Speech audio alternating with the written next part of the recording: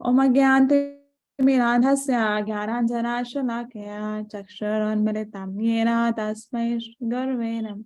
श्रीचैतन्यमनोभीष्टां स्थापितां येन भूतले स्वयं रूपः कदा मह्यं ददाति स्वपदान्तिकम्। वन्देऽहं श्रीगुरो श्रीयुतापदकमलं श्रीगुरोन् वैष्णवांश्च श्रीरूपं साग्रजातं सहगण रघुनाथान्वितं तं सजीवम् सावधैतां सावधूतां परिजन सहितं कृष्ण चैतन्य देवम् श्री राधा कृष्ण पादान् सहगण ललिता श्री विशाखान्वितांश्च। हे कृष्णा करुणा सिंधु दीनबन्धो जगत्पते गोपेश गोपिकान्त राधाकान्त नमोस्तुते। तप्त कांचन गौरांगी श्री राधे वृंदावनेश्वरी वृषभानुसुते देवी प्रणमामि हरिप्रिये। वाञ्छाकल्पतरुभ्यश्च कृपा सिन्धो भयेभ्यश्च पतितानां पावनेभ्यो वैष्णवेभ्यो नमो नमः। जय श्री कृष्ण चैतन्य प्रभु नित्यानंद श्री अद्वैत गदाधर श्रीवासादि गौर भक्तवृंद। हरे कृष्णा कृष्णा कृष्णा हरे हरे हरे राम राम राम हरे हरे। नमो विष्णुपादाय कृष्ण पृष्ठाय भूतले श्रीमते भक्ति वेदांत स्वामिनिति नामिने। नमस्ते सरस्वते देवे गौरवाणी प्रसारिणे निर्विशेष शून्यवादी पाश्चात्य देश तारिणे।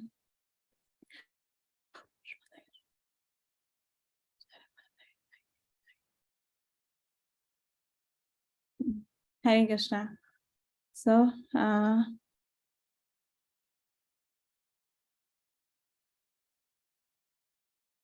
I think we all reached 100. I'm not sure. And more can join in. Okay, can join. Okay, fine. So हम आज से भगवत गीता पढ़ना शुरू करेंगे। ये 18 वीक्स का कोर्स है। 18 हफ्तों में हम 18 चैप्टर पढ़ेंगे। तो आप में से कितने लोगों के पास भगवत गीता है? भगवत गीता यथारूप हम लोग पढ़ रहे हैं, Bhagavad Gita as it is, जो कि एसी भक्तिवेदांता स्वामी श्रीला प्रभुपाद ने लिखी है। आप प्लीज अपने आप को म्यूट रखिएगा। आप हैंड रेज करके बता सकते हैं, ठीक है, या टाइप करके बता सकते हैं। तो आप में से जिसके पास भगवत गीता नहीं है वो हमारे ग्रुप में जिस मैम माता जी जो मैसेज करती हैं उनको पर्सनल मैसेज करके बता सकते हैं ना, जिनका नंबर भी दिया था जो हमने रजिस्ट्रेशन किया था, कि अगर आपके पास भगवत गीता नहीं है तो हम आपके पास भगवत गीता पहुंचा देंगे, ठीक है। तो हम भगवत गीता यथारूप में से पढ़ेंगे, Bhagavad Gita as it is में से पढ़ेंगे। क्यों यथारूप भगवत गीता हम क्यों पढ़ेंगे? प्रभुपाद जो किसने लिखी है? इसी भक्तिवेदांता स्वामी श्रीला प्रभुपाद ने लिखी है। क्योंकि ये जो भगवत गीता है वर्ल्ड नोन कमेंट्री है गीता की, मतलब हर वर्ल्ड की हर कंट्री में हर सिटी में ये गीता पढ़ी जाती है, Bhagavad Gita as it is.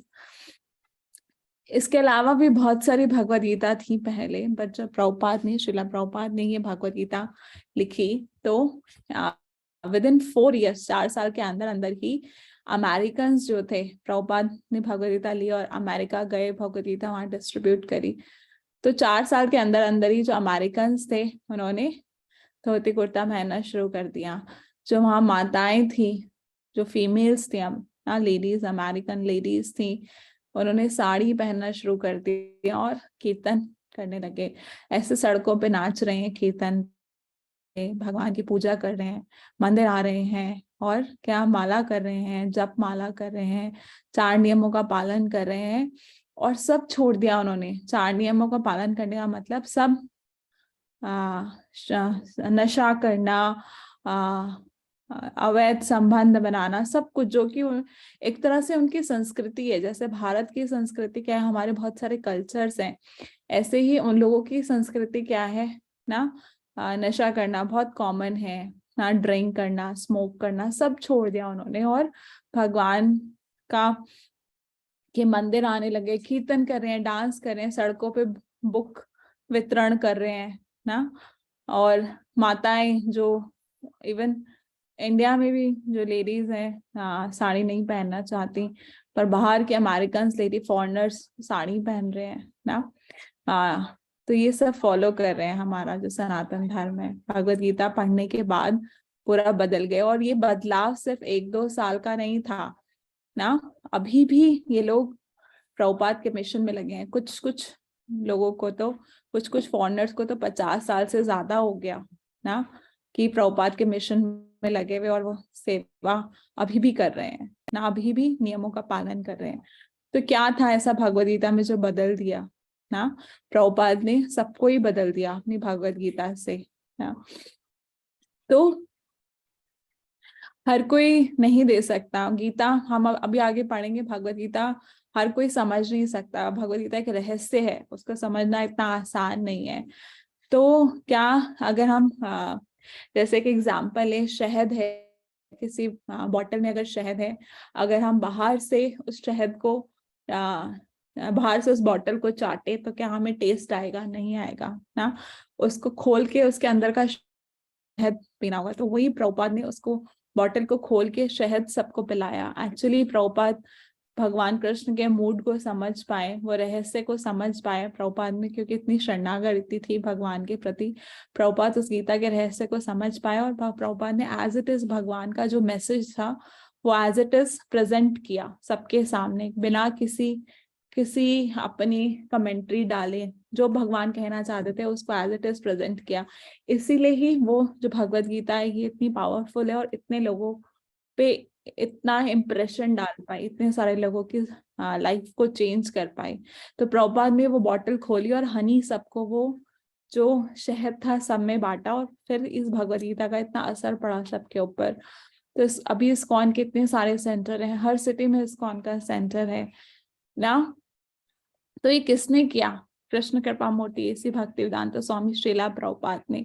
अभी थोड़े टाइम पहले, 2-3 साल पहले, इस्कॉन की 50th एनिवर्सरी थी, कैलकाटा में सेलिब्रेट हुई थी इस्कॉन की 50th एनिवर्सरी। तो उसमें 120 देशों के लोगों ने पार्टिसिपेट किया, 120 कंट्रीज के लोगों ने पार्टिसिपेट किया। और उन्होंने इस्कॉन ने, जो इस्कॉन अथॉरिटीज थी, उन्होंने प्राइम मिनिस्टर को लेटर लिखा कि हम ये फेस्टिवल कर रहे हैं और इसमें 120 देशों के लोग आ रहे हैं। तो जो एक प्राइम मिनिस्टर ने भी एक ऐसा प्रोग्राम किया था जिसमें 105 देशों के लोग आए थे। तो इस्कॉन अथॉरिटीज ने प्राइम मिनिस्टर को लिखा और बोला कि हम ऐसा प्रोग्राम करें जिसमें 120 देशों के लोग आएंगे, तो आपको कोई प्रॉब्लम तो नहीं? क्योंकि गिनीज बुक ऑफ वर्ल्ड में फिर हमारा नाम आ जाएगा, क्योंकि हम सबसे ज्यादा लोगों देशों के लोगों को बुला रहे हैं इस प्रोग्राम। तो प्राइम मिनिस्टर का रिवर्ट आया कि तो बहुत अच्छी चीज है कि आप इतने सारे देशों के लोगों को हमारे देश में बुला रहे हैं और इतनी सारा हमारा हिंदू संस्कृति का प्रचार कर रहे हैं, इसका भगवत गीता का प्रचार कर रहे हैं। तो वो प्रोग्राम हुआ कैलकाटा में, 120 लोगों के देशों के लोग आए। सब अलग अलग देश के लोग थे, दिखने में अलग, किसी के बाल अलग, सबके बालों का कलर, सबके बॉडी का कलर अलग है, बालों का कलर अलग है, लैंग्वेज अलग है सबकी, पर क्या सब लोग एक साथ देख नाच रहे हैं, भगवान के कीर्तन में नाच रहे हैं, साथ में प्रसाद पा रहे हैं, साथ में कीर्तन कर रहे हैं। तो इसको क्या बोलते हैं? बोलते हैं Vasudev sorry universal brotherhood. Sorry माता जी, यस, माता जी कहाँ ये हुआ था? सॉरी माता जी टू डिस्टर्ब यू, कैलकटा ये में, कहाँ की बात कैलकटा बता में, रहे हैं? कैलकाटा में। कैलकटा में हुआ था। ओके माता जी। तो वसुदेव कुटुंब बोलते हैं ना, हम यूनिवर्सल ब्रदरहुड, हम शांति स्थापित करना चाहते हैं, यूनिवर्सल ब्रदरहुड स्थापित करना चाहते हैं। तो ये किसने किया ना? ये ऐसा कैसे हो पाया? ये किसने किया? ये क्या क्यों हो पाया? क्योंकि ये प्रभुपाद गए थे हर जगह प्रचार करने। ये सिर्फ पॉसिबल हो पाया कृष्ण कृपा मूर्ति ऐसे भक्तिवेदांत स्वामी श्रीला प्रभुपाद की वजह से ना। उन्होंने सबको भगवद गीता का ज्ञान दिया और सबको बताया ना कि क्या कितनी इंपॉर्टेंस है गीता में। गीता का जो मैसेज है जो भगवान ने दिया उसको एज इट इज प्रेजेंट किया और सबको भगवान की सेवा में लगाया, सबके सेंसेस को भगवान की सेवा में इंगेज किया। तो इसीलिए हम ये वाली आज भगवत गीता पढ़ना शुरू करेंगे और प्रयास करेंगे कि हम जो प्रभुपाद ने जैसे बताया है हम भी वैसे ही इसको पढ़े एज इट इज। मैं प्रयास करूंगी कि मैं एज इट इज आपके सामने प्रेजेंट कर पाऊँ, और आप भी प्रयास कीजिएगा जो प्रभुपाद चाहते हैं हम वैसे ही पढ़ें। तो I'll pray to Srila Prabhupada that I can actually understand and present it as it is, and I also pray to all my seniors, a lot of devotees here, or maybe they are seniors to me present here. Now, मैं अपने शिक्षा गुरु दीक्षा गुरु सबसे प्रार्थना करूंगी कि मैं actually present कर सकूं, क्योंकि ये भगवत गीता इतना आसान नहीं है। It's a very difficult book. It is an open book, but it is not so easy to understand. So आप लोगों को मेरा स्क्रीन दिख रहा होगा अभी। Okay, this is Bhagavad Gita chapter 1। आज हम जो पढ़ेंगे, observing the armies in the battlefield of Kurukshetra. So भगवान भगवत गीता में स्वयं कहते हैं कि क्या है ये रहस्यम है ना, सा एव या माया ते दया योग प्रोक्ता पुरातना भक्तो अस्मि में सखा चेती रहस्यम ही एतत् उत्तमम। तो ये रहस्यम है, भगवान भगवद गीता में स्वयं कह रहे हैं कि ये जो गीता है ये रहस्यम है। क्यों बोल रहे हैं ऐसे? कि it is like an open book. Bhagavad Gita है एक ओपन बुक, ठीक है भगवद गीता ओपन बुक, ठीक है, कोई भी आ सकता है इसको पढ़ सकता है, बट इसको समझना इतना आसान नहीं है। भगवद गीता को समझना इतना आसान नहीं है ना। भगवान बोलते हैं ट्रांसेंडेंटल मिस्ट्री है ये, तो इसको समझने के लिए क्या होना चाहिए? इसको समझने के लिए भगवान क्या कह रहे हैं? भगवद गीता भगवान ने अर्जुन को क्यों बताई? क्योंकि अर्जुन भगवान के दोस्त हैं, और साथ साथ अर्जुन जो है भक्त हैं, भगवान के बहुत प्रिय भक्त हैं और प्रिय मित्र हैं। इसलिए भगवान कह रहे हैं कि ये रिलेशनशिप है मेरे साथ आपका, इसलिए मैं आपको भगवद गीता बता रहा हूँ। तो हमारा भी भगवान से पहले हमें रिलेशनशिप डेवलप करना है, भगवान का भक्त बनना है ना हमें, तभी हम इस भगवद गीता को समझ पाएंगे। इतना आसान नहीं है भगवद गीता को समझना। हाँ, तो हमारा पहले रिलेशन होना चाहिए भगवान से। तो इसलिए पहले हम थोड़ा से भगवान के बारे में पढ़ेंगे भगवद गीता शुरू करने से पहले। तो प्रभुपाद भी भगवद गीता शुरू करने से पहले इंट्रोडक्शन में भगवान के बारे में बताते हैं ना। जब तक हमें जो भगवद गीता बोल रहा है, किसने बोली है भगवद गीता? भगवान कृष्ण ने। जब तक हमें भगवान कृष्ण के बारे में पता नहीं होगा तो फिर हम गीता कैसे आगे समझेंगे? थोड़ा सा हम भगवान कृष्ण के बारे में पढ़ेंगे जो प्रभुपाद ने इंट्रोडक्शन में बताया है। ये वहीं से लिया गया है, इंट्रोडक्शन में से, ठीक है। तो प्रभुपाद इंट्रोडक्शन में क्या बता रहे हैं ना? Lord Shri Krishna is the supreme personality of godhead.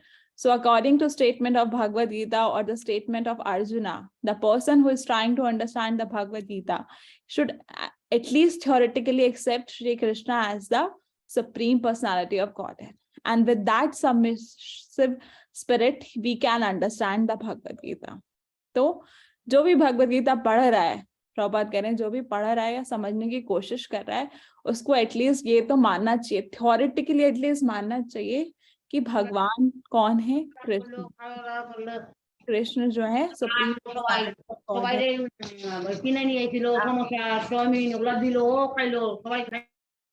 Madhav ji please mute पे करेंगे आप? सॉरी। ओके, भारती माता जी आप प्लीज टेक केयर, आप म्यूट कर दीजिएगा जो भी ज्वाइन कर रहे हैं, ठीक है? ओके जी, ओके फाइन।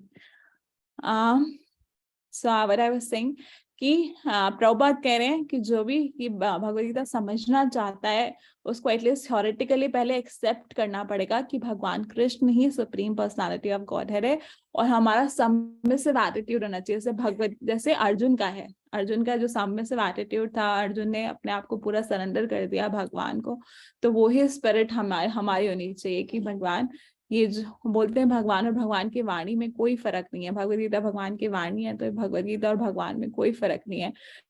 तो हमें इतना ही रिस्पेक्ट देना चाहिए भगवद गीता को, भगवद गीता में जो भगवान ने बोला है, और हमें कम से कम एक्सेप्ट करना चाहिए थ्योरेटिकली। जब हम ये पढ़ रहे हैं, हम प्रयास करेंगे, पहले थ्योरेटिकली एक्सेप्ट करेंगे तब हम एक्चुअल में एक्सेप्ट कर पाएंगे कि भगवान कृष्ण जो है सच में सुप्रीम पर्सनालिटी ऑफ गॉडहेड है। ये हमें फेथ होना चाहिए। अर्जुन को हमेशा फेथ था भगवान में, हम पूरा कन्विक्शन था, इसीलिए अर्जुन जो है भगवद गीता समझ पाए, इसीलिए वो उनको भगवद गीता बोली गई, उन्होंने वो समझे और उसके अकॉर्डिंग उन्होंने एक्शन लिया।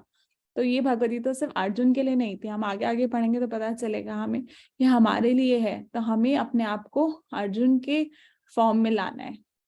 जो अर्जुन में कैरेक्टरिस्टिक्स हैं वो हमें डेवलप करने पड़ेंगे। जो जो जो उनमें क्वालिटीज है, जो गुण उनके अंदर है, अगर हम वो अपने अंदर भी विकसित करेंगे तो हम भगवद गीता समझ पाएंगे। तो पहले हम समझने का कोशिश करते हैं कि भगवान जो है वो सुप्रीम पर्सनालिटी ऑफ गॉड है। तो lesson 1 is at least theoretically accept Shri Krishna as a supreme personality of God है।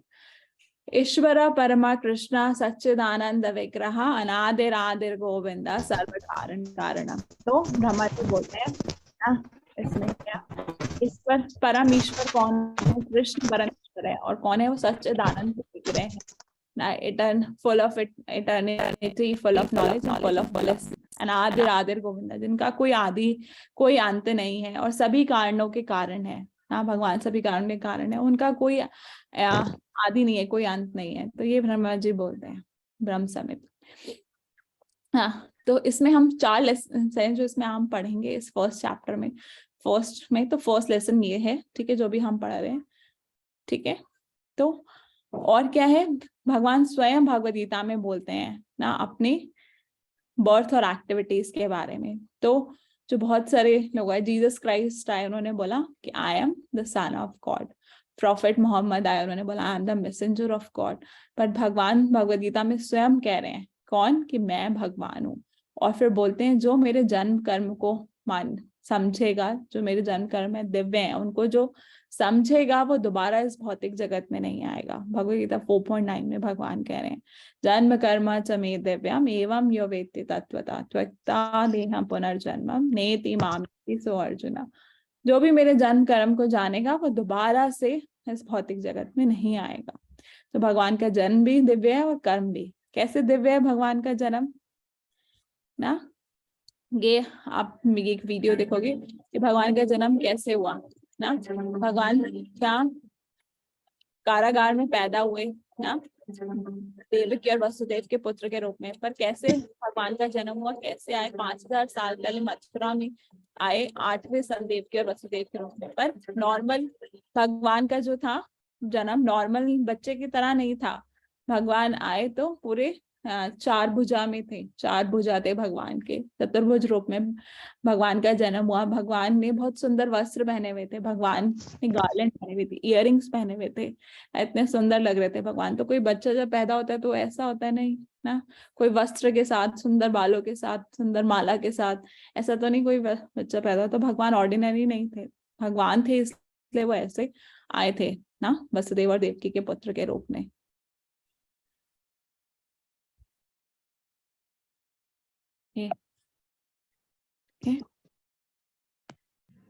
तो और वृंदावन में भी जब वसुदेव जी उनको वृंदावन लेके जा रहे थे तो क्या था, भगवान ने सभी कारागार तोड़ दिए ना, सब कारागार अपने आप खुल गए थे और यमुना से वसुदेव जी लेके जा पाए थे।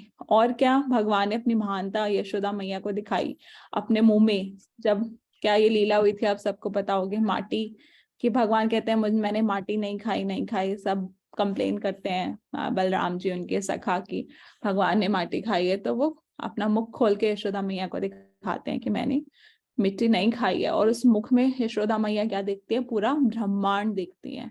तो ये है भगवान, ये सुप्रीम पर्सनालिटी ऑफ गॉड है। और क्या, भगवान इतने महान होके भी अर्जुन के सारथी बनने को तैयार है ना। तो Krishna's opulences prove his supremacy, जो भगवान के ऑपुलेंसेस हैं। तो भगवान की डेफिनेशन क्या है, शास्त्रों में भगवान की डेफिनेशन है जिनके अंदर ये 6 भग होते हैं। भग मतलब ऑपुलेंसेस, ये जो 6 ऐश्वर्य जिसके अंदर होते हैं पूर्ण तरह, वो भगवान है। क्या 6 ऐश्वर्य है ना, एक तो वेल्थ, पूरा 6 ऑपुलेंसेस क्या है कि ऐश्वर्य, वेल्थ है पूरी उसके पास, कोई पूरी स्ट्रेंथ है, फेम है, ब्यूटी है, नॉलेज है, रिनाउंसिएशन, पूर्ण तरह सब कुछ है ना। तो वो भगवान है। तो क्या आपको लगता है ये जो माधुरी दीक्षित है उसमें उसके पास पूरी जगत की ब्यूटी है, या कोई और माइक्रोसॉफ्ट वाला ये व्यक्ति है इसके पास पूरी जगत की वेल्थ है, पूरी दुनिया का पूरा पैसा इसी के पास है, या किसी के पास पूरी दुनिया की स्ट्रेंथ है नहीं, ऐसा कोई भी व्यक्ति नहीं है जिसके पास सब ये 6 चीजें हो और पूरी पूरी मात्रा में, पूरी दुनिया की नहीं। तो भगवान मतलब, भग मतलब ऑपुलेंसेस, वान मतलब जिसके पास ये ऑपुलेंसेस होते हैं। तो भगवान मतलब पोजेसर ऑफ ऑपुलेंसेस, जिसके पास ये सारे ऑपुलेंसेस होते हैं। तो कौन है सर जिसके पास ये सारे ऑपुलेंसेस हैं? भगवान कृष्ण, जो ये सारे ऑपुलेंसेस पूर्ण मात्रा में अपने पास रखते हैं ना, वो भगवान है। तो भगवान क्या है? कोई लखपति हो सकता है, कोई अरबपति हो सकता है, कोई खरबपति हो सकता है ना? ना किसी के पास लाख पैसा हो सकता है, अरब पैसा हो सकता है, खरब पैसा होता है, पर भगवान कौन है? लक्ष्मीपति। सब कुछ भगवान के पास है ना, भगवान लक्ष्मीपति है ना, लक्ष्मी जी ही है भगवान के पास ना। So this shows the supremacy of Krishna. ये दिखाते हैं कि भगवान कितने सुप्रीम हैं। इतने करोड़ों करोड़ों ब्रह्मांड भगवान के एक श्वास छोड़ने से निकल रहे हैं। भगवान जब श्वास लेते हैं तो बहुत करोड़ों ब्रह्मांड अंदर चले जाते हैं, जब श्वास छोड़ते हैं तो करोड़ों ब्रह्मांड बाहर आ जाते हैं ना। Single fragment of my self I pervade the entire universe. पूरा हाँ ब्रह्मांड अच्छे ले आते हैं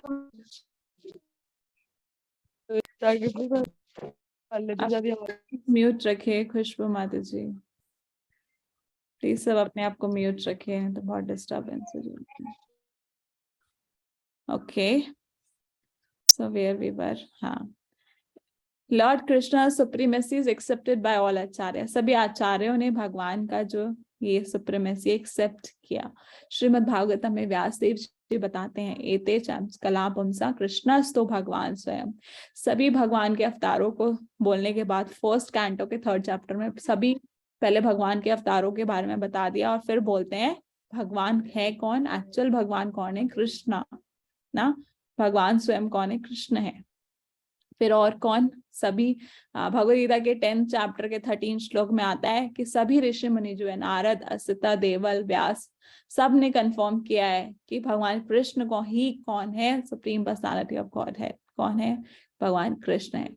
जनरली क्या है, सभी राजा जो है वो ऋषि मुनि के पास जाते हैं, उनसे प्रार्थना करते हैं, उनके आगे प्रणाम करते हैं। राजा ऋषि मुनि के आगे प्रणाम करें। यहाँ पे क्या, ऋषि मुनि राजा कौन? भगवान कृष्ण के आगे प्रणाम कर रहे हैं। सब भगवान के आगे प्रणाम करें। सभी बड़े बड़े लोगों ने बोला है कि भगवान कौन है? भगवान कृष्ण है ना। तो ग्रेट आचार्य लाइक मध्वाचार्य ने भी क्या बोला कि भगवान कृष्ण। मध्वाचार्य किसकी पूजा करते थे? उडुपी कृष्णा की ना। रामानुजाचार्य किसकी है? रंगनाथ जी की पूजा की। चैतन्य महाप्रभु ने किसकी पूजा करी? जगन्नाथ। तो उडुपी कृष्णा हो चाहे रंगनाथ कृष्ण हो, कृष्ण है। जगन्नाथ कौन है? वो भी कृष्ण है। तो सभी ग्रेट आचार्य ने भी, महान आचार्यों ने भी भगवान कृष्ण की पूजा करी। तो सब ने कंफर्म कर दिया कि भगवान कृष्ण ही सुप्रीम पर्सन है ना। तो और भी भगवान कृष्ण के और इनकारनेशन, एक्सपेंशन अवतार होते हैं। Lord Vishnu, Lord Ram, Lord Krishna. तो लॉर्ड विष्णु को बोला जाता है ना, जो भगवान विष्णु है उनको पुरुषोत्तम बोला जाता है। राम जी को मर्यादा पुरुषोत्तम बोला जाता है। और भगवान कृष्ण जो है वो है पूर्ण पुरुषोत्तम। वो पूर्ण पुरुषोत्तम है भगवान कृष्ण जो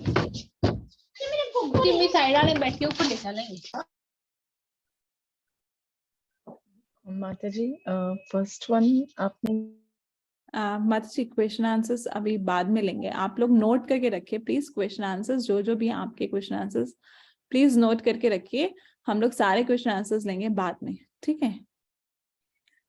भगवान विष्णु पुरुषोत्तम है, राम जी मर्यादा पुरुषोत्तम है, और कृष्ण जो है वो पूर्ण पुरुषोत्तम है, ठीक है ना। भीष्मदेव ने भी ये कहा, जब भीष्मदेव बाणों की शैया पे लेटे हुए थे तो वो युधिष्ठिर महाराज को उपदेश दे रहे थे, और उपदेश देते हुए क्या कह रहे थे कि जो कृष्ण ही है ये ही क्या है? विष्णु है, ओरिजिनल विष्णु है, और ये ही जो है भगवान है। परम पुरुषोत्तम भगवान कौन है? कृष्ण है, ठीक है। तो कंक्लूजन क्या निकला? हमने इतना सारा भी पढ़ा कि भगवान कृष्ण हमें लग सकता है कि ह्यूमन फॉर्म में आए ना, मानव शरीर में आए, शरीर धारण करें भौतिक जगत में आके, पर वो क्या है? हमेशा ही ट्रांसेंडेंटल रहेंगे, दिव्य है वो। सभी जो देवता हैं उन्होंने भी भगवान कृष्ण को सुप्रीम माना और वो उनके सबऑर्डिनेट्स हैं। और भगवान कृष्ण के अंदर पूरे 6 ऑपुलेंसेस हैं जो होने चाहिए। भगवान कृष्ण के जो भक्त हैं वो हमेशा उनको प्रोटेक्ट करते हैं। भगवान कृष्ण जो है, भगवान कृष्ण के birth activity, Krishna's birth activities are translated. जन्म कर्म जो है भगवान के दिव्य, जन्म कर्मा चमे दिव्यम। कृष्णा जो है 4 क्वालिटीज जो कि विष्णु में नहीं है वो भी पोसेस करते हैं ना। 64 क्वालिटीज, 64 की 64 क्वालिटीज सिर्फ भगवान कृष्ण के अंदर है।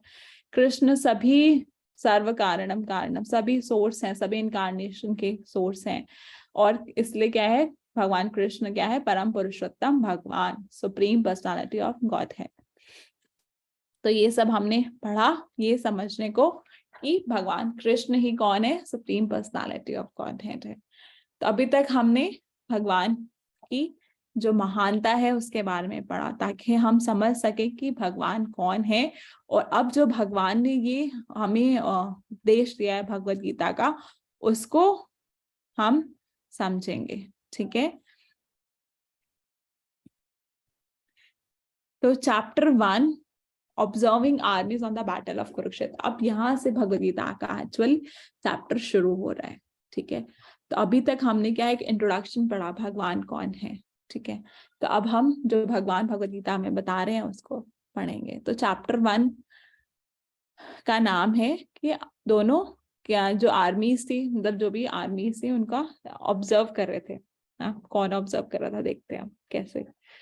तो पहले चैप्टर 1 शुरू करने से पहले थोड़ा सा बैकग्राउंड, मतलब थोड़ा मैं बैकग्राउंड देती हूँ कि भगवद गीता क्यों बोली गई, कहाँ से शुरू हुई। ये बैटल फील्ड ऑफ कुरुक्षेत्र, ये बैटल क्यों शुरू हुआ। आप सबको महाभारत की स्टोरी पता होगी ऑब्वियसली ना। I am just giving you a very brief summary ना कि महाभारत का युद्ध क्यों शुरू हुआ, ये बैटल क्यों शुरू हुई।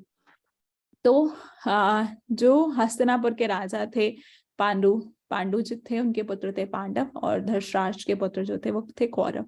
तो एक्चुअल में जो राजा थे वो पांडु थे, क्योंकि धृतराष्ट्र जो थे वो जन्म से अंधे थे, पर धृतराष्ट्र बड़े भाई थे और पांडु छोटे भाई थे। तो पांडु को बोला गया था कि आप संभालिए राज्य, क्योंकि वो धृतराष्ट्र जो अंधे हैं वो नहीं संभाल सकते। तो पांडु संभालते थे राज्य, पर उन्होंने जो राजगद्दी पे जो था धृतराष्ट्र को ही बिठा रखा था, क्योंकि पांडु बहुत ज्यादा ट्रैवल करते थे। वो बहुत ज्यादा ऋषि मुनियों के पास जाते थे ना, वन में जाते थे तपस्या करने, ऋषि मुनि के पास जाते थे ज्ञान लेने के लिए ना, सीखने के लिए, ऐसे ट्रैवल करते रहते थे वो। तो जो राज्य गद्दी पे जो था धृतराष्ट्र को बिठा रखा था, पर जो सच में राजा थे वो पांडु ही थे।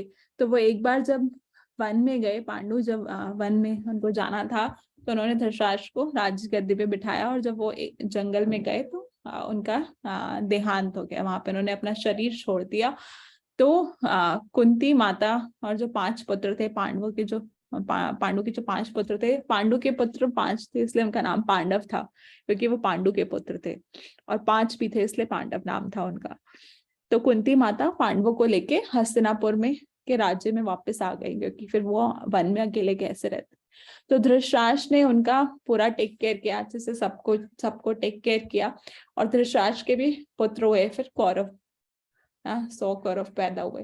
तो आइडियली जो आगे राजा बनना चाहिए था वो युधिष्ठिर महाराज को बनना चाहिए था। एक तो लॉजिक था क्योंकि वो पांडु के पुत्र थे और पांडु पहले राजा थे, और दूसरा वो बड़े थे, कौरवों से भी बड़े जो थे वो युधिष्ठिर महाराज थे। पांडवों में सबसे बड़े भाई जो थे युधिष्ठिर महाराज थे, और वो धर्मराज थे। सभी जो प्रजा थी वो भी उनको बहुत पसंद करती थी। युधिष्ठिर महाराज को सब पसंद करते थे, सब पूरी प्रजा उनको पसंद करती थी, सब चाहते थे कि वो बने ना राजा। पर कौरव जो थे बचपन से ही नहीं चाहते थे, बचपन से पांडवों से बहुत नफरत करते थे। तो बचपन से उन्होंने बहुत प्रयास किया कि कैसे ना कैसे करके पांडवों को खत्म कर दिया जाए ना, मार दिया जाए। कैसे आपने देखा होगा महाभारत के सीरियल्स में, आप पढ़ा होगा आपने महाभारत। हमारे मेरे को याद है स्कूल टाइम पे मेरे बुक, मतलब मेरे सिलेबस में महाभारत हुआ करती थी। आज के टाइम में तो सब नहीं होता, CBSE में सब हटा दिया गया है। बट अभी बोल रहे हैं दोबारा से भगवद गीता पढ़ाई जाएगी या स्टार्ट होएगी। बट जब मेरे टाइम पे महाभारत की एक बुक हुआ करती थी, तो उसका हमें एग्जाम भी होता था, मतलब नॉर्मल एक बुक थी। तो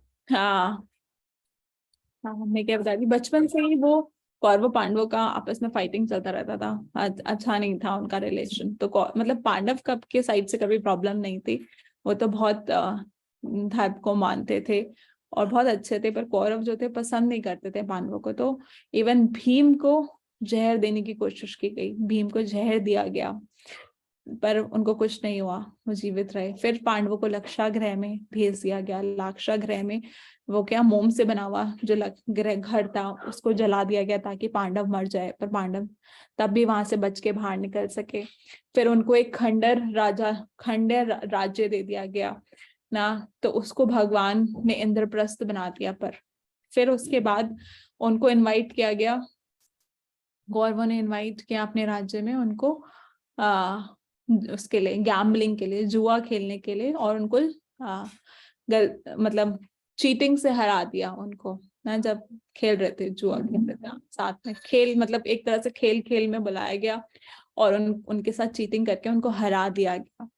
और फिर उनको 12 साल का वनवास और 1 साल का अज्ञातवास की सजा दी गई कि आप 12 साल का वनवास और 1 साल का अज्ञातवास करेंगे। तो इसमें भी दुर्योधन का क्या था कि 12 साल वन में रहे और 1 साल ये अज्ञातवास तो नहीं कर पाएंगे, कोई ना कोई इनको पहचान लेगा। अज्ञातवास का मतलब कि आपको अपनी आइडेंटिटी छुपा के 1 साल तक रहना है, कोई पहचान ना सके कि आप पांडव हो, कोई पहचान ना सके आप युधिष्ठिर हैं, ये अर्जुन है, ये द्रौपदी है, ये कुंती महारानी, कोई पहचान ना सके। तो सबको जो है वो अपनी आइडेंटिटी छुपा के रहना पड़ेगा। तो ये 1 साल का ज्ञातवास आता, तो दुर्योधन की प्लानिंग थी कि ये 1 साल का ज्ञातवास तो नहीं कर पाएंगे, तो फिर दोबारा से 12 साल का वनवास दे देंगे। तो उसमें ये था कि अगर आप 1 साल का ज्ञातवास ठीक से नहीं कर पाए तो दोबारा से 12 साल का वनवास करना पड़ेगा आपको। तो ये सब कंडीशन के साथ उनको भेज दिया गया, राज्य से निकाल दिया गया एक तरह से।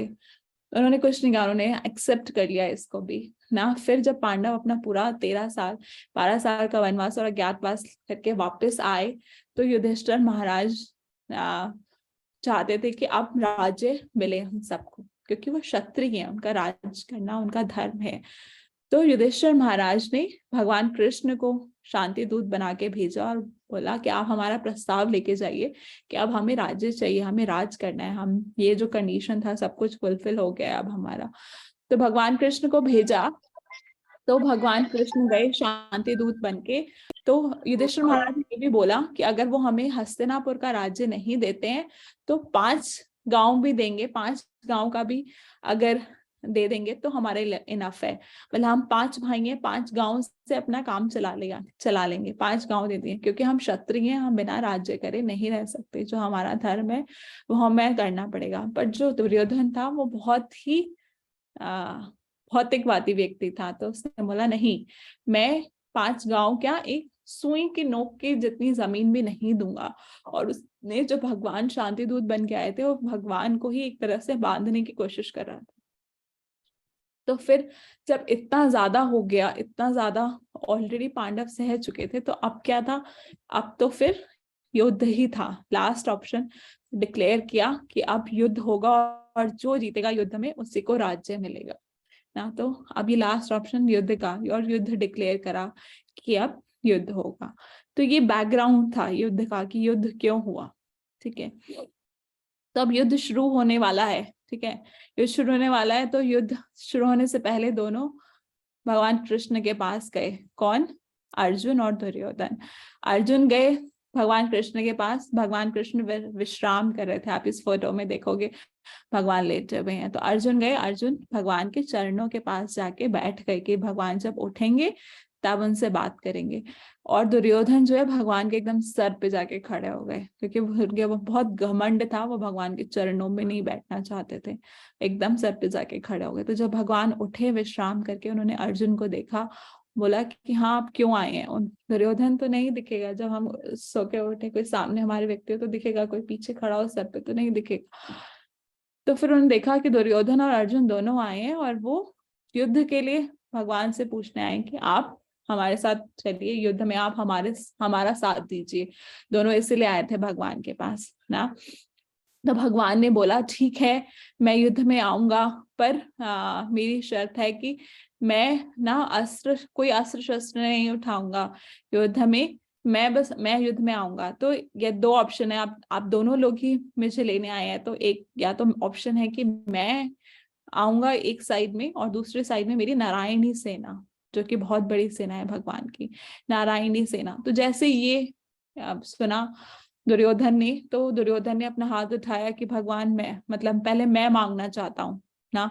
तो भगवान ने बोला नहीं नहीं, पहले अर्जुन को ऑप्शन दिया जाएगा मांगने का कि उनको क्या चाहिए, क्योंकि सबसे पहले मैंने अर्जुन को देखा, आंख खोलते मैंने अर्जुन को देखा ना। तो मैं पहले उनको ऑप्शन दूंगा, और वो छोटे भी हैं, आपके छोटे भाई हैं, तो पहले उनको चूज करने का ऑप्शन दिया जाए। तो अर्जुन को चूज करने का ऑप्शन दिया कि आपको भगवान चाहिए जो कि पूरा अस्त्र शस्त्र कुछ नहीं उठाएंगे महाभारत के युद्ध में, या उनके नारायणी सेना चाहिए।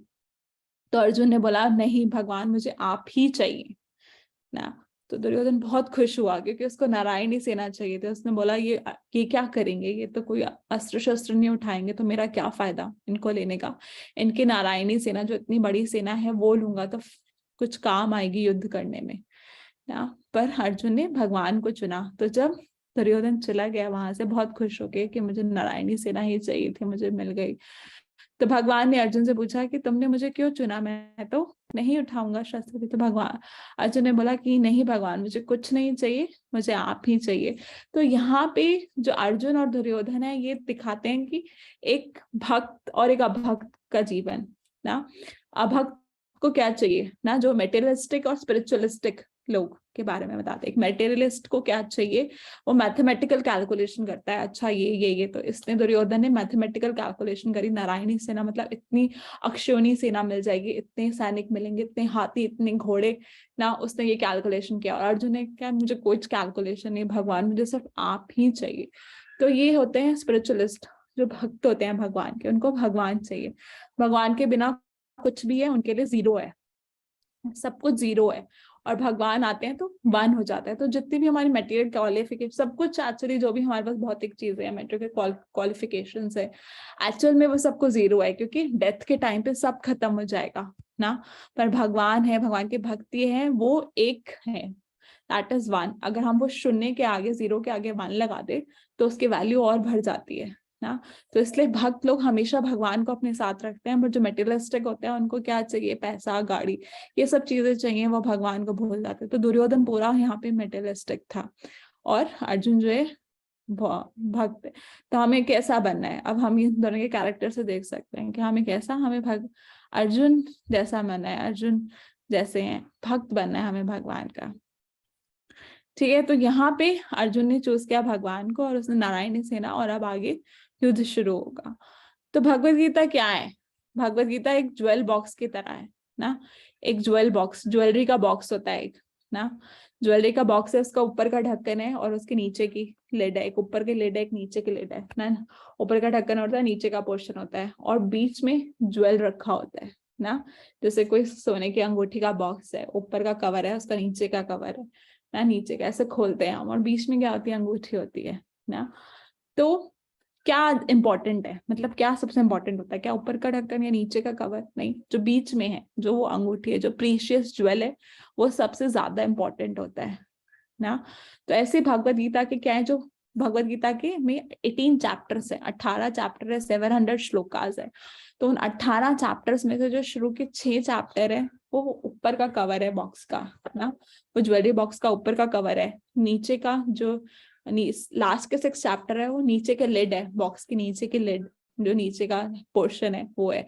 और जो बीच में ज्वेल रखा है, जो अंगूठी रखी है, वो बीच के 6 चैप्टर है, जो कि सबसे इंपॉर्टेंट चैप्टर्स है। तो फर्स्ट 6 चैप्टर ऊपर का ढक्कन क्या है, कर्मयोग। लास्ट 6 चैप्टर जो नीचे का पोर्शन है वो क्या है, ज्ञान योग। और जो बीच का 6 चैप्टर्स है वो क्या है, भक्ति योग, जो कि बहुत सबसे ज्यादा इंपॉर्टेंट है। तो बीच के 6 चैप्टर्स हैं वो ज्वेल, एक्चुअल ज्वेल कौन है, बीच के 6 चैप्टर, भक्ति योग। तो हम पढ़ेंगे फर्स्ट चैप्टर, पर उससे पहले हम गीता महात्म्य पढ़ेंगे। ठीक है, गीता महात्म्य जो कि आदि शंकराचार्य ने दिया है, गीता महात्म्य। तो आप सब लोग मेरे पीछे पीछे रिसाइट कर सकते हैं, पर म्यूट पे रहिएगा प्लीज, म्यूट पे रहिएगा ना। साथ में भी कर, हम सब साथ में करेंगे, आप साथ में पढ़िएगा पर प्लीज म्यूट पे रहिएगा। गीता शास्त्रम इदं पुण्यम यः पठेत् प्रयता पुमान् विष्णु पदम अवाप्नोति भय शोकादि वर्जिता। तो ये आदि शंकराचार्य गीता का महात्म्य बता रहे हैं, महत्व बता रहे हैं। क्या कि जो भगवत गीता, गीता शास्त्रम इदं पुण्यम, कि जो भगवत गीता को पढ़ता है, भगवत गीता यहाँ पठेत प्रयतापमान, जो भी इस गीता शास्त्र जो है, जो ये दिव्य शास्त्र है, इसको जो भी बहुत ध्यान से पढ़ता है, क्या है, भय शोक आदि वर्जिता, उसका भय शोक सब खत्म हो जाता है ना। और अगला जीवन उसका एकदम स्पिरिचुअल होता है ना। जो भी फॉलो करता है विष्णु पदम अवाप्नोति, जो भी भगवत गीता के इंस्ट्रक्शंस को फॉलो करता है, उसका, उसके जीवन से क्या भय, जो भी भय, मिजरीज हैं, एंजाइटीज हैं, भय शोक सब खत्म हो जाता है।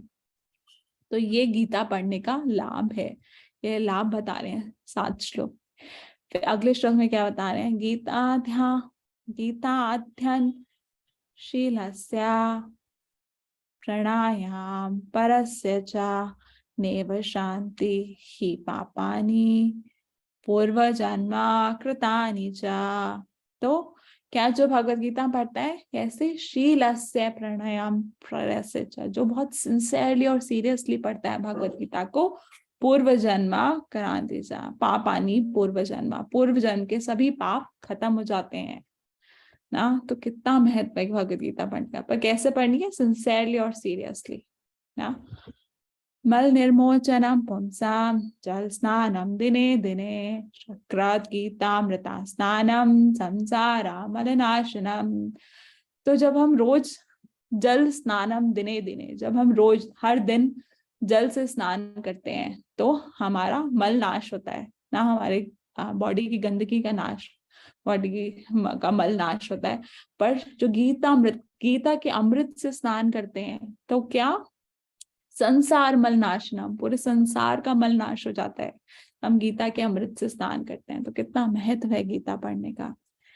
आगे श्लोक में क्या बता रहे हैं, गीता सुगीता कर्तव्या किम अन्य शास्त्र विस्तर है या स्वयं पद्मनाभस्य मुखा पद्माद विनिश्रिता। तो भगवत गीता,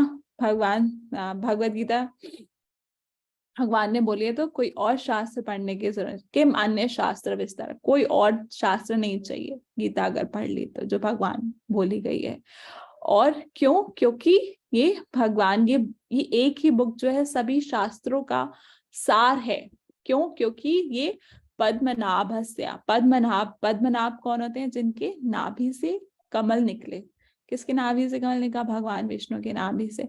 क्योंकि स्वयं पद्मनाभस्य, पद्मनाभ के द्वारा बोली गई, के मुख से बोले गए, पद्मनाभस्य मुखा पद्माद, भगवान के मुख से बोली गई है, इसीलिए ये ही बुक इनफ है, सभी शास्त्रों का जो है ये सार है भगवत गीता। आगे क्या बोलते हैं, भारतामृता सर्वस्वम विष्णु वक्राद विनिश्रिताम गीता गंगोब्ध कंपित्वा पुनर्जन्म न विद्यते। जो गंगा के जो जल पीता है ना, जो गंगा का जल पीता है उसको मुक्ति प्राप्त हो जाती है गंगा जल पीने से। तो ये भगवद गीता का अमृत पियेंगे तो क्या होगा, सोचिए, सिर्फ गंगा जल पीने से हमें मुक्ति मिल जाती है, तो गीता का अमृत पियेंगे तो क्या मिलेगा। क्योंकि ये जो भगवद गीता ही जो है असली अमृत है, क्योंकि भगवान के द्वारा बोला गया है। अब ये 6th वर्स जो है गीता महात्म्य बोला है, बहुत इंपॉर्टेंट है ये वाला जो वर्स बोला है। सर्वोपनिषदो गावो दुग्धा गोपाल नंदना पार्थवत्सा सुधीर भोक्ता दुधान गीतामृतम महत, दुग्धम गीतामृतम महत। तो सभी क्या बता रहे हैं, जो सभी उपनिषद है, सर्व उपनिषद, जो सभी उपनिषद है वो एक गाय की तरह है ना।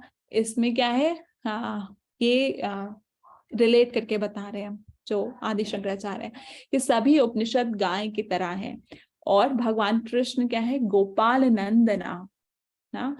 जो भगवान कृष्ण है वो ग्वाल है, ग्वाल बाल है, और वो उस गाय को दूध, उस गाय का दूध निकाल रहे हैं।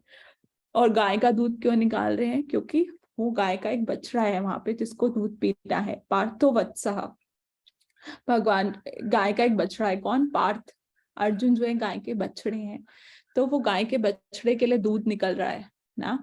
और जो वो दूध निकलता है वो बछड़ा तो पीता ही पीता है, और कौन पीता है वो दूध ना, और learned scholars and pure devotees, जो और पढ़ना चाहते हैं, जो भगवान के शुद्ध भक्त हैं, वो भी इस अमृत का, ये भगवद गीता का जो अमृत का दूध निकल रहा है उसको भी पीते हैं ना। तो भगवद गीता बोली क्यों गई ना, भगवद गीता मतलब गाय का दूध कब निकलता है, जब गाय का दूध निकलता तभी है जब, माता जी स्क्रीन पे कुछ मत कीजिए, यहाँ पे कोई सृष्टि माता जी है जो स्क्रीन पे कुछ लिख रहे हैं, प्लीज मत लिखिए। तो दूध, गाय दूध कब देती है, जब बछड़ा होता है। तो ये भगवद गीता बोली क्यों गई, अर्जुन के लिए, पर अर्जुन के साथ साथ हम सब लोगों के लिए भी ना। तो ये गीता, ये भगवद गीता का सार महात्म्य है जो कि आदि शंकराचार्य बता रहे हैं। नेक्स्ट वर्स, सॉरी, हाँ, ये हट सकता है क्या, कैसे हटा सकता है, श्योर। माता जी एरेज करना पड़ेगा। प्रणाम माता जी, आप एक बार स्टॉप स्क्रीन शेयर करके दोबारा से रीशेयर करेंगे तो शायद हट जाएगा। Okay, thank you. वो किसी ने एनोटेशन कर दिया, डिसेबल एनोटेशन होता है वो कर दिया। Now 7th verse, last verse of Gita Mahatmya. एकम शास्त्रम देवकी पुत्र गीता। एक शास्त्र, देवी के पुत्र गीता, एक ही शास्त्र है, कौन एक शास्त्र है, भगवद गीता। एक देवो देवकी पुत्र एव, एक ही देव है, कौन है एक देव, भगवान कृष्ण। एक मंत्र तस्य नमामि यानी, एक ही मंत्र, कौन सा एक मंत्र है, हरे कृष्णा महामंत्र। कर्मापि एकम तस्य देवस्य सेवा, और एक ही सेवा होनी चाहिए, let there be only one work, एक ही सेवा होनी चाहिए, क्या, भगवान की सेवा करना। ना बोलते हैं ना, let there be one shastra, let there be one God, let there be one mantra, and let there be one work which is serving Krishna. तो यहाँ पे आप देखेंगे एक शास्त्र क्या है, भगवद गीता, ये बच्चे ने भगवद गीता पकड़ी हुई है। एक देव कौन है, भगवान कृष्ण। एक मंत्र कौन है, हरे कृष्णा महामंत्र। और एक सेवा, सब लोग क्या कर रहे हैं, भगवान की सेवा कर रहे हैं, भगवान के कीर्तन में नाच रहे हैं ना। तो ये है भगवद गीता का गीता रहस्य, गीता महात्म्य जो आदि शंकराचार्य ने दिया ना। इतने इंपॉर्टेंट है भगवद गीता पढ़ना, क्या महत्व है भगवद गीता पढ़ने का। और ओवरव्यू भगवद गीता के क्या है, 1 से 6 चैप्टर में क्या है, लर्न टू वर्क ना, कैसे हमें काम करना है, learn to work for Krishna while living in this world. Chapter 7 to 10 for Krishna, भगवान के लिए करना है, और 13 to 18 is while living in this world. So practically we were just talking about Bhagavad Gita Mahatmya, the introduction, some summary, some background of Bhagavad Gita, but we have not started reading the first chapter. अब हमारा first chapter शुरू होगा, so थोड़ा लंबा हो जाएगा, so please stay with us. थोड़ा सा लंबा जा सकता है, but first chapter बहुत easy है, ठीक है। हाँ, तो धृतराष्ट्र इंक्वायरी टू संजय, तो जब फर्स्ट चैप्टर शुरू होता है तो संजय जो है वो धृतराष्ट्र से बोल रहे हैं। तो संजय कौन है, संजय है व्यासदेव के पद, व्यासदेव जी ने संजय को जो है वो व्यासदेव के डिसाइपल हैं, सॉरी, संजय जो है तो व्यासदेव उनके गुरु हैं, और व्यासदेव की कृपा से वो क्या है, देख सकते हैं ना, उनको ये कृपा प्राप्त हुई व्यासदेव से कि जो भी भगवद गीता के वहां कुरुक्षेत्र में जो चल रहा है सीन, वो लाइव टेलीकास्ट देख सकते हैं। उस टाइम पे कोई यूट्यूब लाइव नहीं था, फेसबुक लाइव नहीं था, but he can see live, जो कुरुक्षेत्र से लाइव हो रहा है वो देख सकते हैं, ठीक है। तो संजय देख के धृतराष्ट्र को बताएंगे। धृतराष्ट्र सबसे फर्स्ट श्लोक में धृतराष्ट्र बोल रहे हैं, धर्म क्षेत्र कुरुक्षेत्र। आप भी साथ साथ में मेरे बोल सकते हैं, okay. I can not get it repeated because already we are getting late. साथ साथ में बोल सकते हैं, भगवत गीता श्लोक रिसाइट करने चाहिए जितना हम रिसाइट कर सके ना, because these are the actual words भगवान ने बोले ना, ये संस्कृत वाले वर्ड।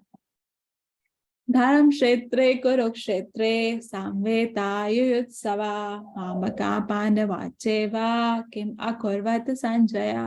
तो अब यहाँ पे धृतराष्ट्र पूछ रहे हैं कि धर्म क्षेत्र कुरुक्षेत्र में क्या हो रहा है ना, सब लोग इकट्ठे हुए हैं, मेरे और पांडवों के जो पुत्र इकट्ठे हुए हैं वो क्या कर रहे हैं। तो ऑब्वियसली युद्ध के लिए इकट्ठे हुए हैं तो युद्ध ही कर रहे होंगे ना, बैटल फील्ड में युद्ध के लिए इकट्ठे युद्ध ही कर रहे होंगे। पर धृतराष्ट्र पूछ रहे हैं क्यों डिजायरस, वो क्यों, रीजन क्या है उनका पूछने का, डिजायरस, वो जानना चाहते हैं ना, वो उनका ये इच्छा है कि उनके पुत्रों को ही जो है राज्य मिले, पहला तो ये इच्छा है उनका। डाउटफुल क्या है, वो डाउटफुल क्यों है, वो डाउटफुल है कि क्या पता नहीं उनके पुत्र जीतेंगे या नहीं जीतेंगे ना, इस बात में वो डाउटफुल, और वो डरे हुए हैं। क्यों डरे हुए हैं, फियरफुल क्यों है, क्योंकि ये जो युद्ध है वो धर्म क्षेत्र में हो रहा है, धर्म की भूमि पे हो रहा है। जो कुरुक्षेत्र है वो धर्म भूमि है, क्यों, क्योंकि वहां पे बहुत सारे ऋषि मुनि तपस्या करते हैं, इसलिए वो एक धार्मिक स्थल है, धर्म भूमि है। तो धर्म भूमि में किसकी विजय होगी, जो धर्म का पालन करता है। और पांडव ही धर्म का पालन कर रहे थे, जो कौरव थे वो तो बहुत ज्यादा चीटिंग कर रहे थे हर चीज में। तो इसलिए वो डरे हुए भी थे धृतराष्ट्र कि इस धर्म क्षेत्र में कहीं धर्म की विजय हुई और मेरे पुत्र ना हार ना जाए। और वो होपफुल थे, एक तरह से उनको एक आशा थी कि हो सकता है कि एक आर्मी, कोई भी पांडवों की जो आर्मी सेना है वो वीक पड़ जाए और वो छोड़ दें, युद्ध छोड़ के चले जाएं। एक्चुअल में जो पांडवों की सेना थी वो कम थी, पांडवों की जो सेना थी 7 अक्षौहिणी सेना थी, कौरवों की सेना 11 अक्षौहिणी सेना थी। मतलब जो कौरवों की सेना थी वो 1.5 गुना थी पांडवों की सेना से। तो वो चाह रहे थे हो सकता है कि ये धर्म क्षेत्र के चक्कर में पांडव क्या पता छोड़ के चले जाएं युद्ध और ना हो ना। पर भगवान का प्लान था कि युद्ध होना है तो होना ही है। तो वो पूछना चाह रहे थे कि क्या चल रहा है संजय से, जैसे कि जब हम लोग जब बहुत सारे लोग आप में से क्रिकेट मैच देखते होंगे, तो इंडिया पाकिस्तान का मैच होता है तो आप सबसे पहले देखते हो कि कहाँ मैच हो रहा है, पिच कौन सी है ना, इंडिया की पिच है या पाकिस्तान की पिच है ना, तो कहाँ हो रहा है उससे हम अंदाजा लगाते हैं अरे कौन जीतेगा। So Dhritarashtra is doing here, Dhritarashtra पूछ रहे हैं ये धर्म क्षेत्र में जो ये युद्ध हो रहा है कौन जीतेगा ना इसको। तो ये फर्स्ट श्लोक में संजय से पूछ रहे हैं, अब आगे संजय बताएंगे ना। तो ये फर्स्ट लेसन था जो अभी तक हमने पढ़ा था। क्या फर्स्ट लेसन था जो हमने अभी सीखा भगवत गीता में, कि at least theoretically accept Krishna is the supreme personality of God है। अब सेकंड लेसन है जो इस चैप्टर से हमें मिलेगा कि being on God side is million times superior to one's own political diplomacy and material expertise. भगवान की तरफ होना ना मिलियन टाइम बेहतर है अपनी मटेरियल एक्सिस्टेंस एक्सपर्टाइज या अपनी डिप्लोमेसी, पॉलिटिकल डिप्लोमेसी से। तो इसका मतलब क्या कि हो सकता है कि कौरवों के पास नहीं, हो सकता क्या कौरवों के पास 11 अक्षौहिणी सेना थी और पांडवों के पास 7 अक्षौहिणी सेना, मतलब 1.5 गुना सेना थी कौरवों के पास। पर भगवान किनके साथ थे, पांडवों के साथ। तो कौन जीता बाद में, पांडव जीते। तो भगवान के साथ जो होता है वो हमेशा सुपीरियर होता है, मिलियन टाइम सुपीरियर ना। इसमें हम आगे पढ़ेंगे कि आगे क्या हुआ फिर। तो फिर अब संजय बता रहे हैं किसको, धृतराष्ट्र को, कि अब क्या चल रहा है वहां पे बैटल फील्ड में, क्या चल रहा है। तो बैटल फील्ड में क्या चल रहा है, अब दुर्योधन क्या है, द्रोणाचार्य के पास गया जब उसने पांडवों की सेना देखी और द्रोणाचार्य को बोलता है ना, पश्यताम पांडुपुत्राणाम आचार्या महतं चामम युधाम द्रुपदा पुत्रेणा तव शिष्येना धीमता। तो वो द्रोणाचार्य को जाके एक तरह से ब्लेम कर रहा है कि ये आपके शिष्य है, ये धृष्टद्युम्न है जो जिसको आपने ट्रेन किया, धृष्टद्युम्न द्रुपद का जो पुत्र है ये धृष्टद्युम्न, आपने इसको ट्रेनिंग दी और आज देखो ये आपकी ट्रेनिंग की वजह से इसने पांडवों की सारी सेना को इतना अच्छे से ऑर्गेनाइज करा है। जो धृष्टद्युम्न थे वो पांडवों की सेना के चीफ सेक्रेटरी थे, कमांडर थे, चीफ कमांडर थे। तो उन्होंने पूरा पांडवों की सेना को बहुत अच्छे से युद्ध के लिए तैयार किया था, पूरे अच्छे से ऑर्गेनाइज किया था। तो दुर्योधन द्रोणाचार्य को एक तरह से ब्लेम कर रहे थे कि आपकी वजह से ये हुआ है, आपने इतनी अच्छी ट्रेनिंग दी धृष्टद्युम्न को, जबकि धृष्टद्युम्न, द्रोणाचार्य को पता था कि धृष्टद्युम्न ही उनको मारेंगे आगे जाके ना, ये ऑलरेडी डिसाइडेड था, उनको वरदान था कि धृष्टद्युम्न द्रोणाचार्य को मारेंगे आगे जाके। तो फिर ये दुर्योधन बोलता है कि आपकी वजह से ही देखो ऐसा हुआ है। तो अब ये दुर्योधन कर क्या रहा है एक्चुअली, ये डिप्लोमेसी वाला चीज करेगा कि पहले अपने साइड के लोगों को भड़काएगा और फिर उनको प्रेस करेगा। एक तरह से वो द्रोणाचार्य को गुस्सा दिलाना चाहता था कि वो युद्ध के लिए तैयार हो जाए, कि और अपना, क्योंकि इनका शिष्य सामने खड़े हैं।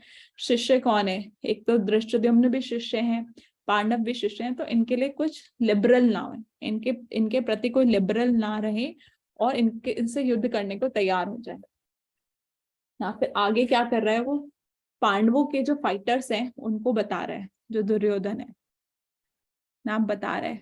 कौन क्या बता रहा है?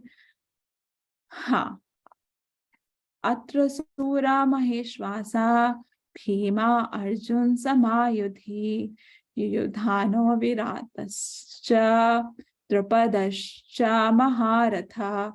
अब सब जो पांडवों के साइड में जो महारथी हैं उनका नाम ले रहा है। भीम, अर्जुन, युयुधन, द्रुपद, विराट, इन सबके नाम ले रहा है ना।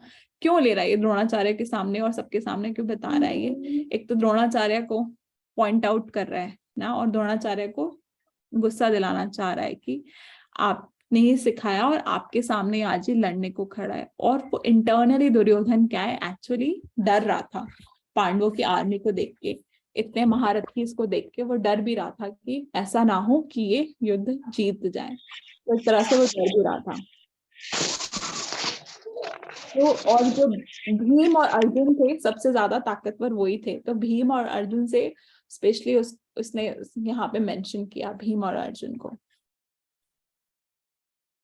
आगे वो और जो है जो और पांडवों की सेना में जो और महारथी थे उनके बारे में बता रहा है। धृष्टकेतु, चेकितना, काशीराज, पुरोजित, कुंती भोज, सैभ्या, इन सब के बारे में बता रहा है। धृष्टकेतु कौन थे? शिशुपाल के पुत्र थे ना। शिशुपाल जो थे वो कृष्ण को पसंद नहीं करते थे, कृष्ण से नफरत करते थे, पर पांडवों से नफरत नहीं करते थे। तो धृष्टकेतु ने, शिशुपाल जो थे वो पांडवों के एक तरह से रिलेटिव थे, तो उन्होंने अपने पुत्र को पांडवों के साइड से लड़ने को भेजा। चेकितना कौन थे? वृष्णि, वो भी यादवों में थे, तो यादव थे एक, तो वो भी लड़ने आए थे पांडवों की साइड से। काशीराज जो थे, काशी के राजा थे, वो भी पांडवों की साइड से लड़ने के लिए आए थे। पुरोजित, कुंती भोज जो थे, कुंती महारानी के भाई थे, वो भी लड़ने आए थे पांडवों की साइड से। शैब्य जो थे महाराज युधिष्ठिर के ससुर थे, तो महाराज युधिष्ठिर की एक और शादी हुई थी देविका नाम की राजकुमारी से, तो उनके पिता भी जो थे वो पांडवों की साइड से लड़ने आए। तो ये सब दुर्योधन बोल रहा है ना, किसको? द्रोणाचार्य, और अपनी सभी सेना को, पांडवों की सेनाओं के बारे में बता रहा है कि देखो ये है वहां पे, ये लड़ने आए, ये लड़ने आए, ये लड़ने आए। तो क्यों बोल रहा है फालतू में ना? क्योंकि वो डरा हुआ है ना, और बता रहा है उनको, इनको अलर्ट कर रहा है कि इतने सारे महारथी हैं वहां पे, तो आप लोग तैयार हो जाइए लड़ने के लिए ना।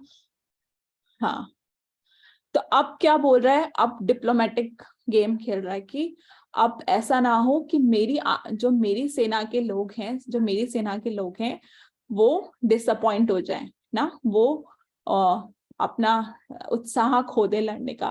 तो अब बता रहा है कि हमारी जो सेना है उसमें भी बहुत सारे क्वालिफाइड लोग हैं ना, but best of brahmanas, let me tell you about our captains who were qualified to lead my military force. अब जो यहाँ qualified जो leaders हैं उनके बारे में बताता हूँ। अब वो बता रहा है, क्या बता रहे हैं? भवान भीष्मश्च कर्णश्च कृपश्च समितिञ्जय अश्वत्थामा विकर्णश्च सौमादित्यस्तथैव च। अब बता रहा है कि जैसे कौन कौन है मेरी आर्मी में, कौन कौन महान लोग हैं, जैसे आप हो, द्रोणाचार्य को बोला, पहले द्रोणाचार्य को बोला, फिर भीष्म पितामह को बोला, क्योंकि द्रोणाचार्य कौन है, गुरु है, ब्राह्मण है, तो पहले ब्राह्मण का नाम देना होता है। आप हैं जैसे द्रोणाचार्य, जैसे भीष्म है, कर्ण है, कृपाचार्य है, अश्वत्थामा है, विकर्ण है, और सब सोमदत्त के पुत्र भूरिश्रवा है। तो भीष्म देव को उसने पॉइंट आउट किया क्योंकि भीष्म देव सबसे ताकतवर थे उनके आर्मी में। कर्ण को पॉइंट आउट किया क्योंकि कर्ण को वो सबसे ज्यादा विश्वास करता था, दुर्योधन उसका फ्रेंड थे, कर्ण जो थे वो सबसे ज्यादा विश्वास। कृपाचार्य वो भी गुरु है, अश्वत्थामा, विकर्ण, इन सबको उसने पॉइंट किया ना, और बोला कि अन्य चा बहवासुरा मत अर्थे त्वक्ता जीविता नाना शास्त्र प्रहारणाः सर्वे युद्धा विशारदा। तो अब क्या बोल रहा है वो 1.9 श्लोक में, 9th श्लोक में फर्स्ट चैप्टर के दुर्योधन बोल रहा है और भी बहुत सारे हीरो हैं। मतलब यहाँ तो पिछले श्लोक में तो उसने नाम लिया, उसके बाद बोलता है और भी बहुत सारे हीरो हैं जो कि मेरे लिए अपनी जान देने को भी तैयार हैं, और वो सब अपने लिए क्या है, अपने साथ बहुत सारे शस्त्र लेके आए हैं और बहुत एक्सपीरियंस है ना, बहुत एक्सपीरियंस लोग हैं वो। तो ये सब बताते हैं कि जब उसने ये श्लोक बोला ना, जब उसने ये बात बोली तो उसके मुंह पे माता सरस्वती बैठी थी तो वो पहले से डिक्लेयर उसने कर दिया कि यहाँ पे बहुत सारे हीरो हैं जो कि मेरे लिए जान देने आए हैं। तो सबने जान दे दिया, एक्चुअली सब मर ही गए एक्चुअली लास्ट में ना, सब मर गए, कौरवों की साइड से कोई नहीं बचा ना। अब आगे क्या बताता है, तो ये सब जो है संजय धृतराष्ट्र को ट्रांसलेट करें पूरा एज इट इज। अब वो बोल रहा है कि हमारी जो स्ट्रेंथ है अपनी आर्मी को, एक तरह से क्या होता है ना, अगर आप किसी ऑफिस में काम कर रहे हो या कहीं पे भी कंपटीशन चल रहा है टीम का, तो पहले आपने दूसरे टीम का बता दिया, देखो इसमें कितने कितने लोग प्रिपेयर होके आए हैं। अब आप अपनी टीम को इनकरेज कर रहे हो, अपनी टीम का उत्साह बढ़ा रहे हो एक तरह से। तो यही जो था वो दुर्योधन डिप्लोमेटिक वे में कर रहा था कि अपनी साइड की आर्मी को अब उनकी क्या बढ़ाई कर करके उनका उत्साह बढ़ा रहा था, उनको लड़ने के लिए और तैयार कर रहा था। तो उसने बोला कि हमारी जो स्ट्रेंथ, हमारी ताकत जो है वो इमेजरेबल है, क्योंकि हमारे पास कौन है, भीष्म देव है। पर उधर पांडवों की स्ट्रेंथ में कौन है, भीम है, तो उसका ध्यान रखना पड़ेगा। तो यहाँ पे भीष्म देव और भीम से कंपैरिजन है, भीम और भीष्म देव से कंपैरिजन कर रहा है वो ना, जो कि एक्चुअली में कोई कंपैरिजन नहीं है। भीष्म पितामह तो बहुत हुए हैं, तो बट भीम भी जो थे वो बहुत स्ट्रांग थे। और स्पेशली इसलिए क्यों कंपैरिजन कर रहा था, वो बार बार भीम का नाम क्यों ले रहा था, क्योंकि दुर्योधन जो था वो भीम से सबसे ज्यादा डरा हुआ था, क्योंकि भीम ने प्रतिज्ञा ली थी कि सारे कौरवों को मैं ही मारूंगा। और जब द्रौपदी चीरहरण हो रहा था, तो जब दुर्योधन बार बार अपनी जंघा पे हाथ कर करके बोल रहा था कि आओ द्रौपदी यहाँ बैठो, तो भीम जो थे वो बहुत जोर से चिल्लाए और बोले कि ये दुर्योधन, जिस जंगा पे तुम हाथ रख रहे हो, इसी जंगा को मैं फाड़ दूंगा, इससे तुम्हें फाड़ दूंगा। और दुशासन को भी बोला था कि तुम्हारा हृदय फाड़ के उससे रक्त पीऊंगा, उससे अपनी प्यास बुझाऊंगा ना। तो ऐसी ऐसी प्रतिज्ञा भीम ने ले रखी थी, इसीलिए सबसे ज्यादा डरा हुआ दुर्योधन जो था वो भीम से था। तो हमेशा भीम को कंपैरिजन करा जा रहा था। भीष्म देव को बोल रहा था कि आपको भीम से ध्यान से रहना पड़ेगा और भीम को आपको ही मारना है ना। तो ये था जो कि अभी क्या चल रहा है सीन, कि दुर्योधन अपनी आर्मी को बता रहा है ना सब कुछ, अब उनको उत्साह कर रहा है। अब आगे बढ़ते हैं, जो आगे फर्स्ट चैप्टर में कॉन्वर्सेशन होगा। तो आगे क्या है, where there is Krishna there is always victory. जहां कृष्ण है वहां विजय है ही है ना, जहां कृष्ण है वहां विजय। तो भगवद गीता के लास्ट श्लोक में भी आता है, जो भगवद गीता का लास्ट है, यत्र योगेश्वर कृष्ण तत्र पार्थ मनोरथ, कि जहाँ योगेश्वर कृष्ण है वहीं विजय है, वहीं श्री है, वहीं यश है, सब कुछ वहीं है। क्यों? क्योंकि जहाँ भगवान होते हैं वहां पे भगवान की भार्या जो है कौन है, लक्ष्मी जी, वो है गॉडेस ऑफ फॉर्च्यून वहां पे है। जहाँ कृष्ण है वहां गॉडेस ऑफ लक्ष्मी जी, और जहाँ लक्ष्मी जी है वहां पे सब प्रॉस्पेरिटी, सब कुछ आएगा वहां पे। तो अभी जो पांडव जो शंख बजाया, अब क्या है, आगे श्लोकों में बता रहे हैं कि अब युद्ध शुरू होने वाला है। तो युद्ध शुरू होने से पहले क्या है, शंख बजाते हैं। तो भीष्म देव ने अपना शंख बजाया, तो उससे दुर्योधन बहुत खुश हुआ। उसके बाद कृष्ण और अर्जुन ने अपना शंख बजाया। तो यहाँ 14th श्लोक में अब वर्णन आता है कि भगवान कृष्ण और अर्जुन ने अपना शंख बजाया। तथा श्वेतिर हयर युक्ते महाति सैन्धे स्थितौ माधव पांडवश्चैव दिव्य शंखो प्रदात्मतो। तो अब यहाँ पे जो डिस्क्रिप्शन आ रहा है कि इन्होंने दिव्य शंख, माधव और पांडव दोनों ने दिव्य शंख बजाया आपने। तो बट कैसा स्टार्टिंग कैसे हो रही है इस श्लोक की? तथा श्वेतिर हयर युक्ते, कि जो श्वेत सफेद घोड़ों पे बैठे हैं ना, पूरा ऐसा डिस्क्रिप्शन आ रहा है, सफेद घोड़े पे बैठे हैं, वो ऐसा रथ है उनका, जो रथ जो कि अग्निदेव ने दिया है, और माधव और पांडव साथ में बैठे हैं और दिव्य शंख बजा रहे हैं। तो एक तरह से ऐसा डिस्क्रिप्शन भगवान का यहाँ पे आया, भगवान और अर्जुन का। जैसे कोई होता नहीं है, जब हम कोई सीरियल या पिक्चर में देखते हैं, जैसे हीरो की एंट्री हो रही होती है तो उसको पहले उसको नीचे से ऐसे दिखाया जाता है, फिर ऊपर से दिखाया जाता है। तो ऐसे एक तरह से पूरा स्टार्टिंग से डिस्क्रिप्शन है कि पहले घोड़े के बारे में बता रहे हैं, फिर रथ के बारे में बता रहे हैं, फिर अर्जुन और कृष्ण के बारे में बता रहे हैं ना। तो यहाँ पे सबने अपने अपने शंख बजाए। कृष्ण ने अपना शंख, अर्जुन ने अपना शंख, युधिष्ठिर ने अपना शंख, भीम ने अपना शंख, नकुल सहदेव ने अपने अपने शंख। तो कृष्ण के शंख का नाम था पंचजन्य, अर्जुन ने देवदत्त, युधिष्ठिर ने अनंत विजय, भीम ने पौंडर, नकुल ने सुघोषा, सहदेव ने मणि पुष्पक ना। ये सबने शंख बजाया। और यहाँ पे शंख को क्या बोला था लास्ट वर्स में? दिव्य शंख। तो ये शंख दिव्य क्यों थे? शंख तो नॉर्मल होते हैं, तो ये शंख दिव्य क्यों थे ना? दिव्य इसलिए शंख था क्योंकि ये शंख भगवान बजा रहे हैं, भगवान के लोटस लिप्स से टच था, भगवान के होठों से टच किया ये शंख, इसलिए दिव्य शंख है ना। और जैसे शंख बजा तो कौरवों के जो हृदय थे वो शैटर्ड हो गए ना, सब टूट गए हृदय ना। हृदय में जैसे क्या होता है, एकदम से शंख बजता है तो सब अलर्ट हो जाते हैं ना ऐसे। तो उनका हृदय, उनको एकदम से उनके हार्ट शैटर्ड हो गए। क्यों? क्योंकि एक तरह से उनको क्या सुनाई दिया, वो जो ध्वनि थी, शंख की ध्वनि इतनी दिव्य थी, ऐसा लग रहा था कि पांडव की जीत घोष हो गई है ना, पांडव अभी से जीत गए हैं। इतनी उसकी स्ट्रॉन्ग ध्वनि थी, इतनी दिव्य ध्वनि थी, क्योंकि भगवान स्वयं उसको बजा रहे थे। तो यहाँ पे कृष्ण को बोला गया ऋषिकेश। अगर आप भगवद गीता में पढ़ेंगे, कृष्ण को ऋषिकेश बोला। ऋषिकेश मतलब जो कि सभी अपनी, जो who is the owner of all senses, जो कि अपने सारे सेंसेस को कंट्रोल कर सकते हैं। अर्जुन को बोला गया धनंजय। धनंजय क्यों? क्योंकि वो अपने जो बड़े भाई हैं उनको धन अर्जन करने में, उनकी जो खोया हुआ वेल्थ है, मतलब जो छीन लिया कौरव ने, वो धन अर्जित करने में अपने बड़े भाई को हेल्प कर रहे हैं, इसलिए अर्जुन को धनंजय बोला गया। और भीम को यहाँ बोला गया वक्रोदर। वक्रोदर मतलब वो बहुत ज्यादा विरोशियसली खाते हैं, मतलब कितना भी खा सकते हैं। भीम को आप देते रहे, भीम खाते रहेंगे ना। तो अभी ये चल रहा है, शंख बज रहा है, दोनों साइड से शंख बज रहे हैं। इसमें क्या बताए? 15 श्लोका में बता रहे हैं। पंचजन्यम ऋषिकेशो देवदत्तम धनंजया पौंड्रम दाद्मौ महाशंखम भीम कर्मा वक्रोदरा। तो बता रहे हैं वक्रोदर, भीम को वक्रोदर बोल रहे हैं ना, ऋषिकेश भगवान को बोल रहे हैं ना, अर्जुन को बोल रहे हैं धनंजय। तो भगवान कृष्ण ने अपना पंचजन्य जो था शंख बजाया, अर्जुन ने देवदत्ता, भीम ने ये पौंड्रा, ये हम डिस्कस कर चुके हैं।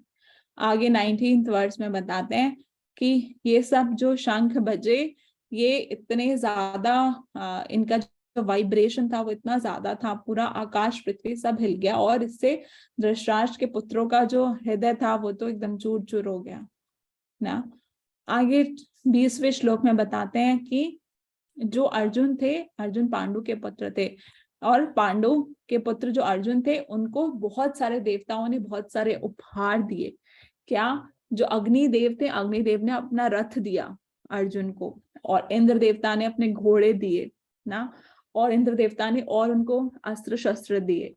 और जो अग्निदेव ने जो उनको रथ दिया था उसके ऊपर हनुमान जी थे, फ्लैग के ऊपर जो झंडा था रथ के ऊपर उसमें हनुमान जी थे। और क्या थे, कृष्ण स्वयं उनके साथ थे। तो इतने सारे विक्ट्री के साइन थे उनके पास ना, उनकी जीत निश्चय थी। उनकी जीत निश्चय क्यों थी? कि इतने सारे जीत के साइन थे उनके पास, कि अग्निदेव का रथ है उनके पास, इंद्र के दिए हुए घोड़े और इंद्र के दिए हुए अस्त्र शस्त्र है, हनुमान जी है उस फ्लैग पे जिस रथ पे वो बैठे हैं, और स्वयं कृष्ण उनके साथ हैं, जो किसके, लक्ष्मीपति के पति हैं, सॉरी लक्ष्मी के पति हैं, लक्ष्मीपति हैं। तो जहां कृष्ण है वहां विजय होनी होनी है, लक्ष्मी जी आएगी आएगी और विजय होगी होगी जहां कृष्ण है। तो ये पांडवों का जीतना तो निश्चय ही था, और ये सारे साइंस पहले ही दिख रहे थे, ये सारे जो जीत के लक्षण है पहले ही दिख रहे थे। तो ये थर्ड लेसन था। अब आगे का फोर्थ लेसन, कि why did great hero and Krishna devotee Arjun put his बॉ डाउन। अब क्या हो गया, अब चलो सब, अब शंख बज गया। शंख बजने का मतलब कि अब युद्ध शुरू होने वाला है ना, सबने अपने शंख बजा दिए, युद्ध शुरू होने वाला है। ठीक है, तो अब जैसे युद्ध शुरू होने का घोष हुआ, तो अब ये लास्ट लेसन है, बस इसके बाद खत्म ये चैप्टर ना, तो इसको ध्यान से सुनिएगा, ये बहुत बहुत इंपॉर्टेंट लेसन है ना। तो अब क्यों जो महान हीरो, ग्रेट हीरो, महान हीरो और भगवान के जो भक्त, कृष्ण के भक्त हैं अर्जुन, उन्होंने अपना धनुष क्यों नीचे गिरा दिया और लड़ाई करने से क्यों मना कर दिया, अब हम ये पढ़ेंगे ना। तो अर्जुन ने, अब आगे 20वें श्लोक में अर्जुन जो है अपना गांडीव उठाते हैं, अपना गांडीव उठाते हैं और धनुष उठाते हैं और तीर चलाने के लिए एकदम तैयार हैं युद्ध शुरू करने के लिए। तभी उन्होंने बोला कि भगवान को बोला, ओ इनफॉलेबल वन, ओ अच्युत्य, भगवान को बोलते हैं अच्युत्य, कि आप मेरा जो ये रथ है दोनों सेनाओं के बीच में ले चलो, क्योंकि मैं देखना चाहता हूं कि कौन कौन आया है, मैं इन दोनों सेनाओं को देखना चाहता हूं कि कौन कौन यहाँ पे युद्ध करने आया है। आगे 24 और 25 श्लोक में बोलते हैं कि भगवान उनके, जैसे ही उन्होंने बोला कि दोनों के बीच में ले चलिए, तो ये भगवान जो है अर्जुन के रिक्वेस्ट पे उनका जो रथ है वो दोनों सेनाओं के बीच में ले गए। तो यहाँ पे अर्जुन को बोला गया है गुड़ाकेश। गुड़ाकेशा का मतलब क्या है? जो कि अपनी घुड़ाका का मतलब क्या होता है? अपनी नींद, जो अपनी अपनी नींद को भी वश में कर ले, जो नींद को भी कौन कर, नींद पे भी विजय प्राप्त कर ले, उसको घुड़ाकेश बोलते हैं ना। अर्जुन जो थे वो अपनी नींद पे भी विजय प्राप्त कर चुके थे ना। तो अब जब जो ये देखिए, आप इस फोटो में देखेंगे कि भगवान अर्जुन का रथ दोनों सेनाओं के बीच में ले आए। तो अब अर्जुन देख रहे हैं कि इन दोनों सेनाओं में कौन कौन आया है युद्ध करने के लिए। तो अब अर्जुन ने अपने सारे रिश्तेदार देखे इन दोनों सेनाओं में ना। और ये अच्युत्या ना, भगवान ने अर्जुन को गुड़ाकेशा बोला और अर्जुन ने भगवान को अच्युत्या बोला। अच्युत्या मतलब क्या होता है? इनफॉलेबल, जो कि कभी भी पीछे नहीं हटते, एक तरह से भगवान कभी भी फेल नहीं होते अपने भक्तों के प्रेम में, भक्तों को अफेक्शन देने में, प्रेम देने में। तो वो अपने भक्तों, जैसे भक्त हमेशा भगवान की सेवा के लिए तैयार रहते हैं, ऐसे भगवान भी अपने भक्तों की सेवा में के लिए तैयार रहते हैं।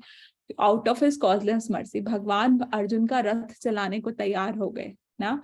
तो जब अर्जुन रथ चलाते थे तो आपको क्या लगता है कि जो महाभारत का युद्ध हो रहा था, इतने सारे लोग थे वहां पे, इतनी बड़ी सेना थी वहां पे, तो इतना शोर होता होगा, इतने बाण चढ़ते होंगे, घोड़े चल रहे हैं, हाथी हैं, इतना बाण चढ़ रहे हैं, इतना शोर हो रहा है, तो क्या आवाज आती होगी किसी की? नहीं।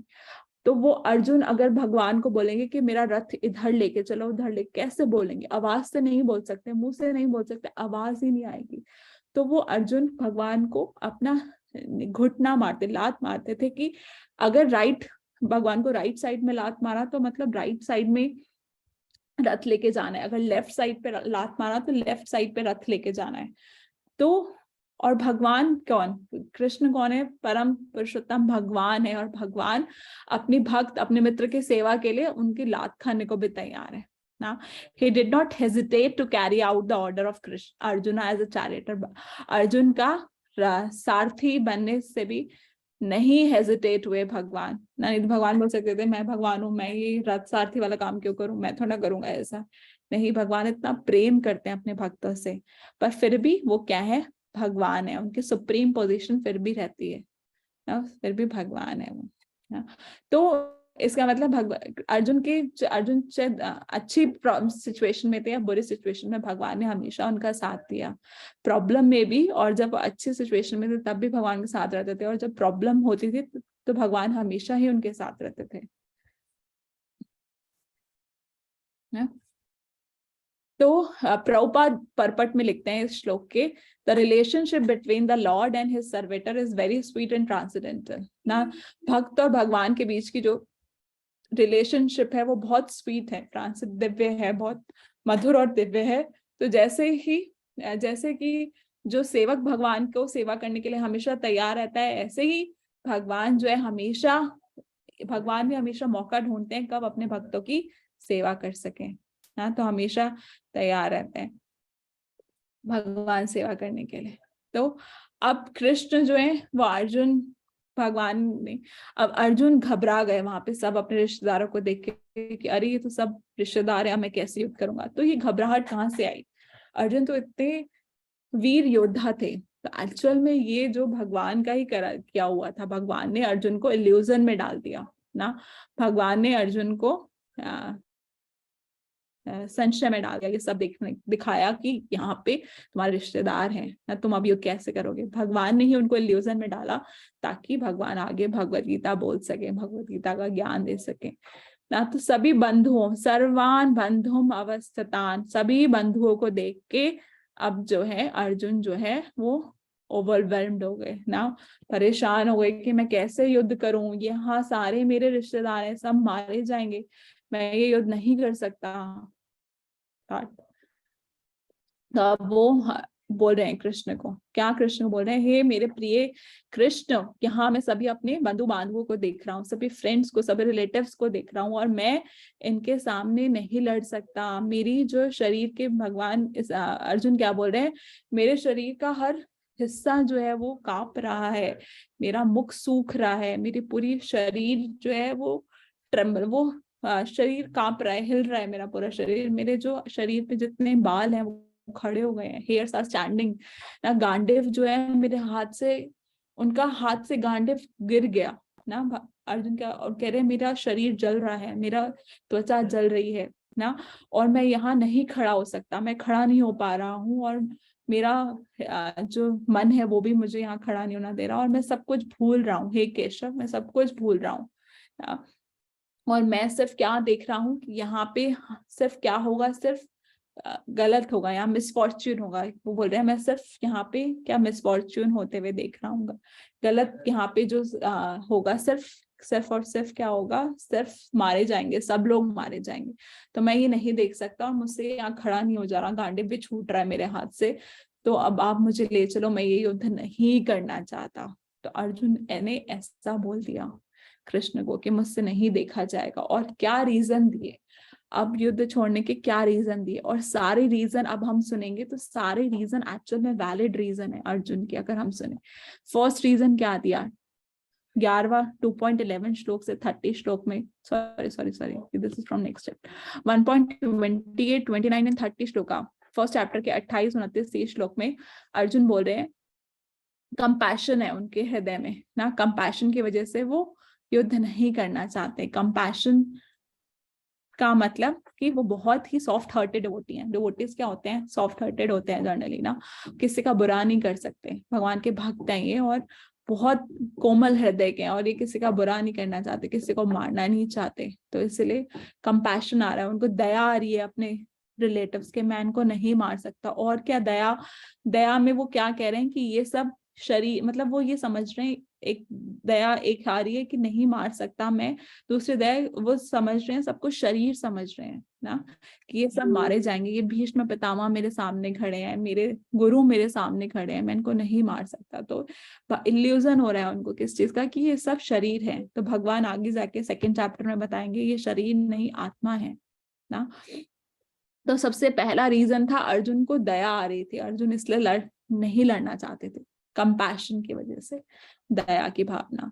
दूसरा रीजन क्या था, उन्होंने बोला अगर सब मर जाएंगे तो मैं कैसे एंजॉय करूंगा। जनरली हम कैसे एंजॉय करते हैं, हम अपनी बर्थडे पार्टी, कोई भी सेलिब्रेशन ना, कुछ भी सक्सेस हमें मिलता है, ऑफिस में कुछ सक्सेस मिले, कहीं भी हमें सक्सेस मिले, तो हम उसको, जैसे हम जीतते हैं कहीं, हम कुछ मैच जीत के आए, कुछ भी जीत के आए, तो हम उसको कैसे सेलिब्रेट करते हैं, अपनी फैमिली के साथ। तो अर्जुन ने बोला, कृष्ण अगर मेरी फैमिली मेरे साथ नहीं होगी, अगर मैं जीत भी गया युद्ध, तो मैं किसके साथ सेलिब्रेट करूंगा ना, कैसे एंजॉय करूंगा। मेरे को ऐसा राज्य नहीं चाहिए कि सब मर जाएं और फिर मैं उस राज्य को एंजॉय करूं ना, उस राज्य को मैं सिर्फ अकेला एंजॉय करूं। नहीं, no pleasure without relatives and no desire for kingdom, ऐसा राज्य मुझे नहीं चाहिए। और ऐसा मैं ऐसा प्लेजर भी नहीं चाहता, ऐसा आनंद नहीं चाहता। अब थर्ड रीजन उन्होंने दिया कि सिंफुल रिएक्शन, कि ये इन सबको मार के मुझे पाप लगेगा। हे कृष्ण, अगर मैं इन सबको मारूंगा तो मुझे पाप लगेगा। तो 36 श्लोक में बताते हैं कि if we slay such aggressor, ऐसे एग्रेसर्स को मारते हैं तो सिन विल ओवरकम अस, इससे हमें पाप लगता है। और चाहे ये ग्रेडी मैन, मतलब अब ग्रेडी मैन किसको बोल रहे हैं, आगे श्लोक में बोल रहे हैं, चाहे ये लालची लोग, मतलब लालची लोग कौन, कौरव, ये मारना चाहे, मुझे कोई फर्क नहीं पड़ता। अगर इनको कुछ गलत नहीं दिखता इस युद्ध में तो कोई बात नहीं, पर मुझे दिखता है, क्योंकि ये लालची है, इनको कुछ नहीं दिखेगा इस युद्ध में गलत, पर मुझे दिखता है ना, और मुझे पाप भी लगेगा। पर इस 36 ये जो 36 श्लोक हैं, इसके परपट में प्रभुपाद बताते हैं कि जो 6 तरह के आतात्यायी होते हैं, मतलब जो एग्रेसर्स होते हैं, 6 तरह के ऐसे लोग, उनको मारने से पाप नहीं लगता है। कैसे लोग, एक ऐसा व्यक्ति जिसने पॉइजन दिया हो किसी को, दूसरा आग से घर जला दिया हो, तीसरा वेपन से अटैक किया हो, शस्त्रों से अटैक किया हो, या किसी का धन छीना हो, किसी की लैंड छीनी हो, ऑक्यूपाइज लैंड, और किसी के वाइफ का किडनैप किया हो। अगर ऐसे लोगों को कोई और व्यक्ति मारता है तो उसको पाप नहीं लगता है। क्षत्रिय अगर कोई ऐसे लोगों को मारता है तो उसको पाप नहीं लगता। और ये कौरव जो थे, ये सभी ये काम कर चुके थे। उन्होंने जहर भी दिया था भीम को, द्रौपदी को भी चिरहरण किया, उसका लक्षागृह में आग भी लगाई ना, और इनकी जमीन भी छीनी और इनका धन छीना। तो इसमें कोई पाप नहीं था, पर फिर भी अर्जुन को क्या लग रहा था कि मुझे पाप लगेगा अगर मैं ऐसे मारूंगा तो इनको ना। और चौथा रीजन क्या दिया अर्जुन ने, चौथा रीजन क्या दिया कि अगर सब मर जाएंगे तो क्या होगा, पूरी डायनेस्टी का नाश हो जाएगा, फैमिली ट्रेडिशन खत्म हो जाएंगे। जो फैमिली के सब क्या, क्योंकि सब बड़े लोग यहाँ लड़ने आए हुए थे, और जब फैमिली के जब बड़े लोग मर जाते हैं तो क्या है, फैमिली का ट्रेडिशन खत्म हो जाता है। अब कौन बचेगा, सिर्फ स्त्रियां बचेंगी और बच्चे बचेंगे, क्योंकि सब लोग तो यहाँ मारे जाएंगे, स्त्रियां और बच्चे बचेंगे, अधर्म फैलेगा हर जगह। और स्त्री का क्या है, स्त्री भी पॉल्यूटेड जाएंगी, क्योंकि स्त्रियों को किसी का आश्रय नहीं मिलेगा, स्त्रियों को किसी का आश्रय नहीं मिलेगा, स्त्रियां पॉल्यूटेड हो जाएगी, एंड अनवांटेड प्रोजेनी होगी, अनवांटेड प्रोजेनी होगी। अब मैंने बोला वर्ण शंकर होएगा क्या, क्योंकि सब फैमिली और फैमिली ट्रेडिशन खत्म हो जाएंगे, सब बड़े लोग, घर के बड़े लोग मर जाएंगे, तो क्या फैमिली का ट्रेडिशन रह जाएगा, कुछ नहीं। सब मर जाएंगे तो पिंडदान कौन करेगा, पितरों को पिंडदान कौन करेगा, कोई नहीं करने वाला होगा। और सारी स्त्रियां विधवा हो जाएंगी, तो विधवा स्त्रियों का कौन हो सकता है, कोई आके गलत काम करे उनके साथ ना। तो इसलिए क्योंकि पति होता है या पिता होता है स्त्री के साथ, तो उनकी रक्षा करता है। तो अब इन विधवा स्त्रियों की रक्षा कौन करेगा, इनके बच्चों का पालन पोषण कौन करेगा, तो सब खत्म हो जाएगा। कृष्ण, अगर मैंने यहाँ युद्ध किया, मैंने इनको मारा, तो सब खत्म हो जाएगा, सारी फैमिली डिस्ट्रॉय हो जाएगी। तो ये चौथा रीजन था, जो कि बहुत वैलिड रीजन था ये भी अर्जुन का, युद्ध ना करने का। ठीक है, तो अब क्या है, अर्जुन ने बोला, संजय बता रहे हैं कि ऐसे बोल के, एवं उक्तवा अर्जुना संख्ये रथोपस्था उपाविशात विसृज्य शरम चापम शोक संवेग्न मानसः, कि ऐसा बोल के अर्जुन रथ पे बैठ गए हैं और शोक कर रहे हैं कि अब मैं ये युद्ध नहीं कर सकता। और अर्जुन क्या बोल रहे हैं, उन्होंने अपना गांडीव साइड में रख दिया है, ठीक है, अपना गांडीव साइड में रख दिया, बैठ गए हैं रथ पे और बहुत शोक कर रहे हैं, शोक में भरे हैं और बोल रहे हैं अब मैं युद्ध नहीं कर सकता, चाहे तो कौरव आए और मुझे मार दें, उनको ये फर्क नहीं पड़ता। उन्होंने बोला कि चाहे सामने कौरव युद्ध करना चाहे और मुझे मार दे, मुझे कोई फर्क नहीं पड़ता, मैं सोचूंगा ये मेरा पश्चाताप है। पश्चाताप किस चीज का?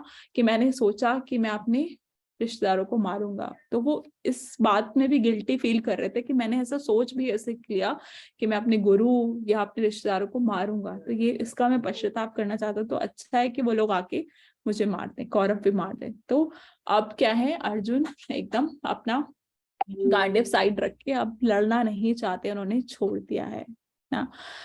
तो ये है फर्स्ट चैप्टर में, ये फर्स्ट चैप्टर में भगवान बताया, this is what the first chapter is ना। अब हम अगला सेकंड चैप्टर नेक्स्ट वीक पढ़ेंगे।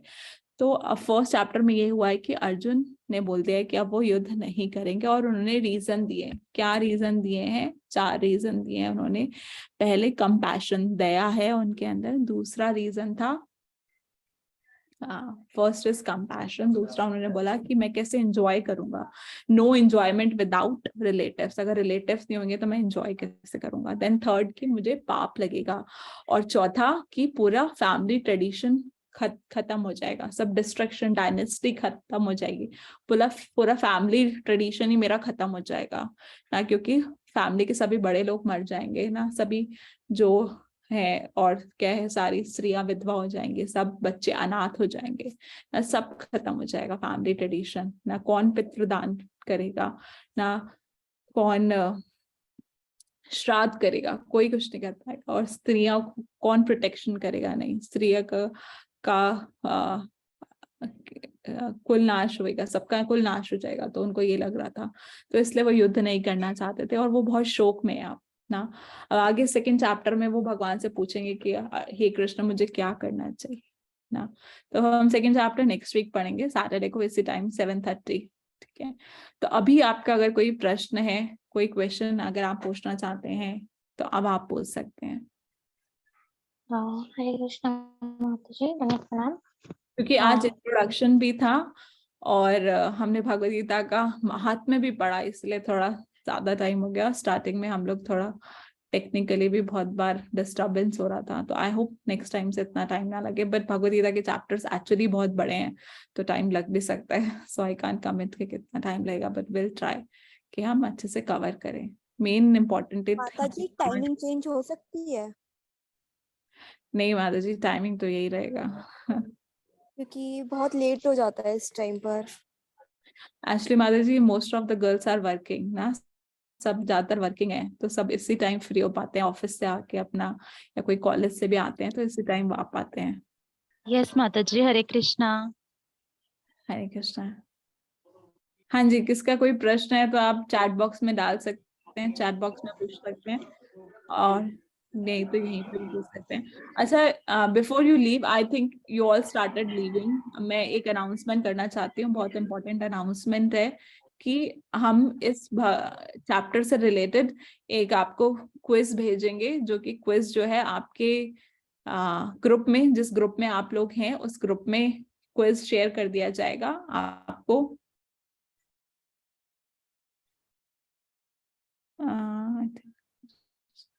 हाँ, तो वो क्विज आपको शेयर कर दिया जाएगा ग्रुप में, और आपको वो क्विज सॉल्व करना होगा। 1 दिन का आपको टाइम दिया जाएगा, तो इसी से रिलेटेड जो भगवद गीता का फर्स्ट चैप्टर हमने पढ़ा, इसी से रिलेटेड आपका वो क्विज होगा। तो आप सबको वो क्विज करना है, और फिर हम अनाउंस करेंगे कि किसके कितने मार्क्स आए, किसने कितना क्विज ठीक करा, ठीक है। तो वो लिंक हम ग्रुप में शेयर करेंगे, तो आप ग्रुप में से वो लिंक देख के अपना क्विज कीजिएगा। और ये हमने समरी पढ़ी है, हम एक एक श्लोक नहीं पढ़ सकते भगवद गीता के, तो पूरा दिन लग जाएगा एक चैप्टर पढ़ने में ना। तो अभी हमें 1-1.5 घंटा सबको लग रहा है बहुत ज्यादा हो रहा है, बहुत ज्यादा हो रहा है। ऑब्वियसली 1 घंटे तक तो इट्स ओके, 1.5 घंटा बहुत ज्यादा हो जाता है, आई कैन अंडरस्टैंड।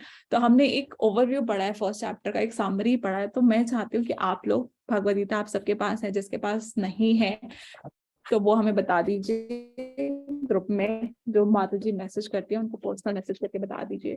तो इस भगवत गीता का फर्स्ट चैप्टर, ये आपका होमवर्क है 1 हफ्ते का, कि आप ये फर्स्ट चैप्टर इसका पढ़ेंगे अच्छे से और उसके बाद क्विज करेंगे।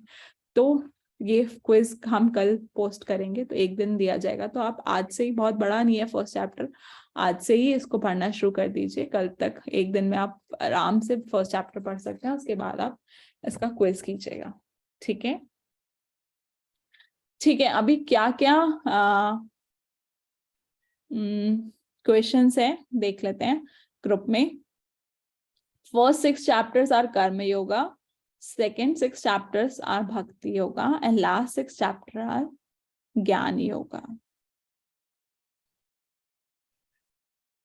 ज्ञान, ठीक है, ज्ञान योग है लास्ट के 6 chapters। फर्स्ट रीजन क्या था? पहला रीजन था कंपैशन, दूसरा रीजन था कि no enjoyment without relatives, third reason था sinful reaction and fourth reason था कि वो डिस्ट्रक्शन ऑफ डायनेस्टी। मैं एक बार आपको और दिखा देती हूँ, जो 4 रीजंस की स्लाइड है उसको आप देख सकते हैं दोबारा, आपको थोड़ा रिलेट कर पाएंगे। इसमें है 4 रीजन लिखे हुए, compassion for friends and relative, no enjoyment even if victorious without family, fear of sinful reaction, destruction of family tradition. ये 4 हैं, ठीक है। ये श्लोका इस श्लोका में दे रखे हैं ये, ठीक है। और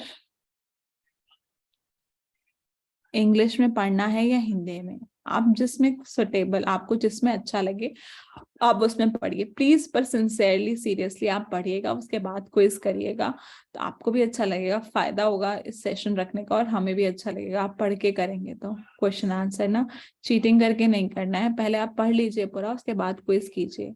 ये नहीं कि क्विज के बीच में बुक खोल के आप करें, ऐसा नहीं, ठीक है। हरे कृष्ण माता जी। हरे कृष्णा। हाँ जी, एक क्वेरी थी मेरी कि अगर हम पूरी बुक ना पढ़ पाए और आपके सिर्फ सेशंस को ही सुने तो क्या वो इफेक्टफुल होगा? हाँ, मतलब अगर आप पढ़ सकते हैं साथ साथ में तो बहुत अच्छा है, नहीं तो मैं समरी तो हम लोग डिस्कस कर ही रहे हैं साथ में ना। ये जो है ये पूरा भगवद गीता का ओवरव्यू है, समरी तो है ही है, ठीक है। तो ये तो आप अटेंड कीजिए, अगर आप पढ़ सकते हैं तो बहुत अच्छा है, नहीं भी पढ़ रहे तो कोई बात नहीं। पर जिनके पास समय है उनको प्लीज पढ़ना चाहिए, क्योंकि फिर एक्चुअली अच्छे से हम बोलेंगे भगवद गीता हमारी कंप्लीट हुई तभी कंप्लीट हो पाएगी अच्छे से, अगर हम पढ़ेंगे, साथ साथ पढ़ते रहेंगे तो सही रहेगा, नहीं तो एक साथ बैठ के पढ़ना चाहते हैं तो पढ़ नहीं पाते हैं। अभी तो क्या है, ग्रुप में पढ़ रहे हैं तो सब लोग पढ़ लेंगे। ओके, हरे कृष्णा माता जी, धन्यवाद प्रणाम। माता जी, मेरा एक क्वेश्चन था कि क्लास मतलब 1 घंटे की होगी या फिर 1.5 घंटे की, कितने घंटे की होगी? 1.5 घंटा ही मान के चलिए आप, 7:30 to 9 ही रहेगी क्लास, 1.5 घंटे की रहेगी। ओके। तो माता जी, जो भगवद गीता की जो रेगुलर क्लास होती है ना मेरी, तो माता जी उसमें मैं फ्राइडे को उसमें सेशन रखूँ या ना रखूँ? सैटरडे को मत रखिए फिर वो। ठीक है माता जी। आई थिंक फ्राइडे को भी माता जी वैष्णव एटिकेट क्लास होती है ना 8:30 बजे। फ्राइडे भी मत रखिए, हाँ जब जब होती है तब तक मत रखिए, या लेट रख लीजिए उसको, थोड़ा 9 बजे के बाद या रख थोड़ा लीजिए। जल्दी रख ले या तो ऐसे रख ले। हाँ हाँ, जैसे भी आपको ठीक है माता जी। ओके, थैंक यू माता जी। Hare Krishna, thank you for this wonderful session माता जी, थैंक यू सो मच माता जी। हाँ, तो आपको भगवत गीता में ऐसे लेसन्स नहीं मिलेंगे माता जी, ये तो हमने ओवरव्यू बताया है कि ये लेसन्स हैं, तो आपको लेसन्स तो मतलब मैं बता रही हूँ कि ये शिक्षाएं मिलती हैं चैप्टर से, पर आपको चैप्टर तो पढ़ना पड़ेगा समझने के लिए ना एक बार।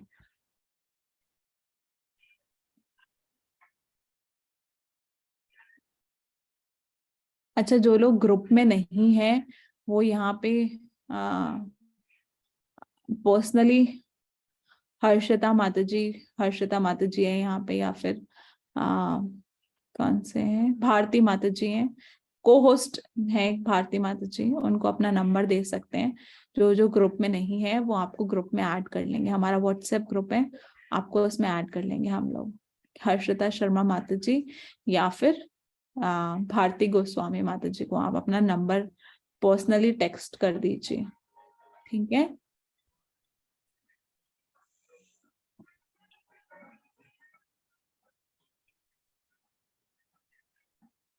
I will let you know, Shruti Mataji. Anyone else has any question? Ma'am मेरा एक क्वेश्चन है, मेरा नाम मोमा है। क्या दुर्योधन गलत था या फिर कर्ण के अभाव या शकुनी के अभाव के आने पर उसने इतना सोच लिया कि वो 5 गांव और कुछ भी सरेंडर करेगा ही नहीं? मतलब वो चाहता तो थोड़ा बहुत रोक सकता था। हाँ हाँ, दुर्योधन वैसे गलत ही था बचपन से। जब उसका जन्म हुआ था तो ये बोला गया था धृतराष्ट्र को कि आप इस को, जो दुर्योधन का जन्म हुआ था सबसे पहले 100 कौरवों में से सबसे पहला कौरव जो जन्म हुआ था दुर्योधन का हुआ था, तो उसको धृतराष्ट्र को बोला गया था कि आप अपने एक पुत्र, इस पुत्र को मार दो। अगर आप इस पुत्र को मार दोगे तो आपके 99 पुत्र जिंदा रहेंगे। अगर आपने इस पुत्र को नहीं मारा तो आपके 100 के 100 पुत्र मारे जाएंगे। बट ये एग्जैक्टली नहीं बताया था कब, कैसे, क्या मारे जाएंगे। तो बचपन से ही जब उसके बर्थ के टाइम पे ही ना बहुत ज्यादा जैसे इनऑस्पिशियस साइंस शुरू हो गए थे ना, बहुत इनऑस्पिशियस साइंस, जैसे कोई गीदड़ बोल रहे हैं या कुछ ऐसे बहुत इनऑस्पिशियस साइंस से जब वो पैदा हुआ था। तो उसके अंदर भी बुरी प्रवृत्ति थी। बट हाँ, एक ये भी रीजन था कि उसको एसोसिएशन भी उसका बहुत गलत मिला, शकुनी मिले। जैसे कभी कभी होता है व्यक्ति गलत होता है, बट अगर उसको अच्छे लोग मिल जाए, उसको अच्छा एसोसिएशन या उसको अच्छा गाइडेंस मिल जाए तो शायद वो सुधर सकता है, एक चांस होता है सुधरने का। तो वो व्यक्ति भी गलत था, वो मटेरियलिस्टिक था, पूरा भौतिकवादी था। और जो उसको मिले शकुनी जैसे और भी लोग मिले तो वो भी ऐसे ही मिले। तो दोनों ही रीजन। जी मैम, थैंक यू। तो स्वर्ग क्या माता जी? माता जी, जैसे कि दुर्योधन को सबको सर्व क्यों प्राप्त हुआ था? क्षत्रिय जो भी क्षत्रिय है माता जी, धृतराष्ट्र में भी क्षत्रिय अपना प्राण त्यागते हैं तो उनको हायर प्लैनेट्स मिलते हैं। क्षत्रिय जो भी अपना युद्ध भूमि में प्राण त्यागेंगे तो उनको हायर प्लैनेट, जिन्होंने अपना धर्म कर शरीर छोड़ा। ओके माता जी, थैंक यू।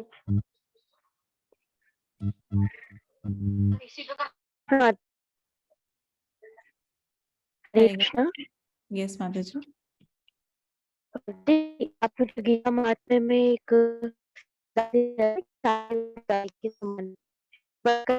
रिपीट कर दें माता जी एक बार? आपकी वॉइस ब्रेक हो रही है माता जी, समझ नहीं आ रहा आप क्या पूछना चाह, सॉरी। वॉइस ब्रेक हो रही है माता जी, I can not understand you.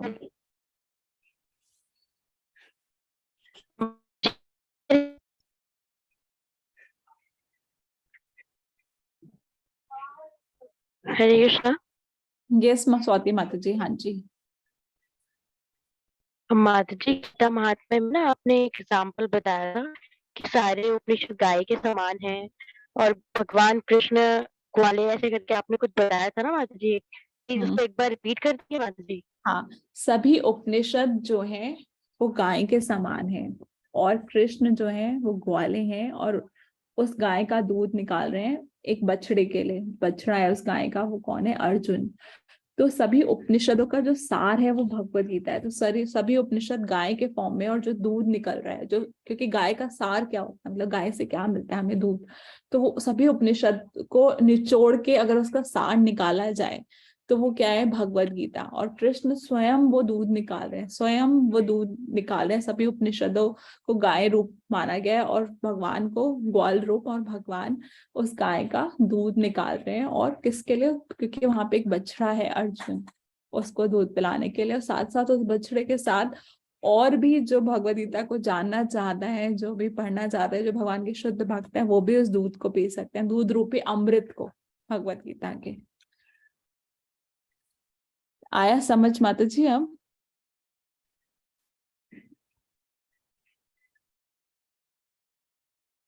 Hari बोल स्वाति माता जी। थैंक यू माता जी। अच्छा, कोई पूछ रहा है भगवान के 6 ऑपुलेंसेस क्या है? भगवान के ऑपुलेंसेस है भगवान में पूर्ण ऐश्वर्य है, पूरे वेल्थ, भगवान के पास वेल्थ है, पूर्ण वीर्य है, पूरी स्ट्रेंथ है, ब्यूटी है, नॉलेज है, फेम है, रेनंसिएशन है। ये 6 ऑपुलेंसेस हैं भगवान के, wealth, beauty, knowledge, strength, fame, renunciation. Someone can type also here. Bhim को वक्रोदर क्यों बोला गया? भीम को वक्रोदर इसलिए बोला गया क्योंकि वो बहुत खाते थे। उनका उदर जो था वो बहुत विरोशियस था, मतलब उनका उदर बहुत बड़ा था, वो कुछ भी खा सकते थे, वो बहुत भूख लगती थी, वो बहुत खाते थे।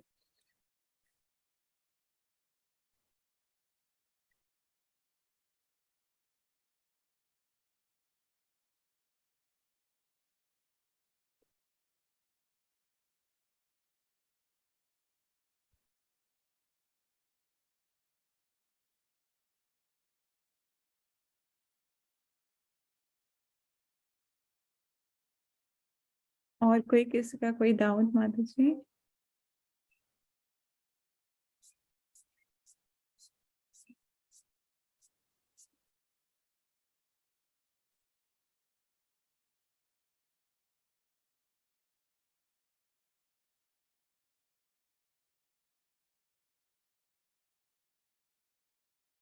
ठीक है, अगर और किसी का कोई डाउट नहीं है तो हम नेक्स्ट वीक मिलते हैं। ठीक है, नेक्स्ट चैप्टर पढ़ते हैं भगवद गीता का, चैप्टर 2।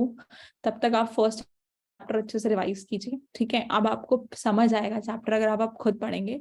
हर श्लोक का मीनिंग प्रभुपाद का परपट के साथ पढ़िए। ठीक है,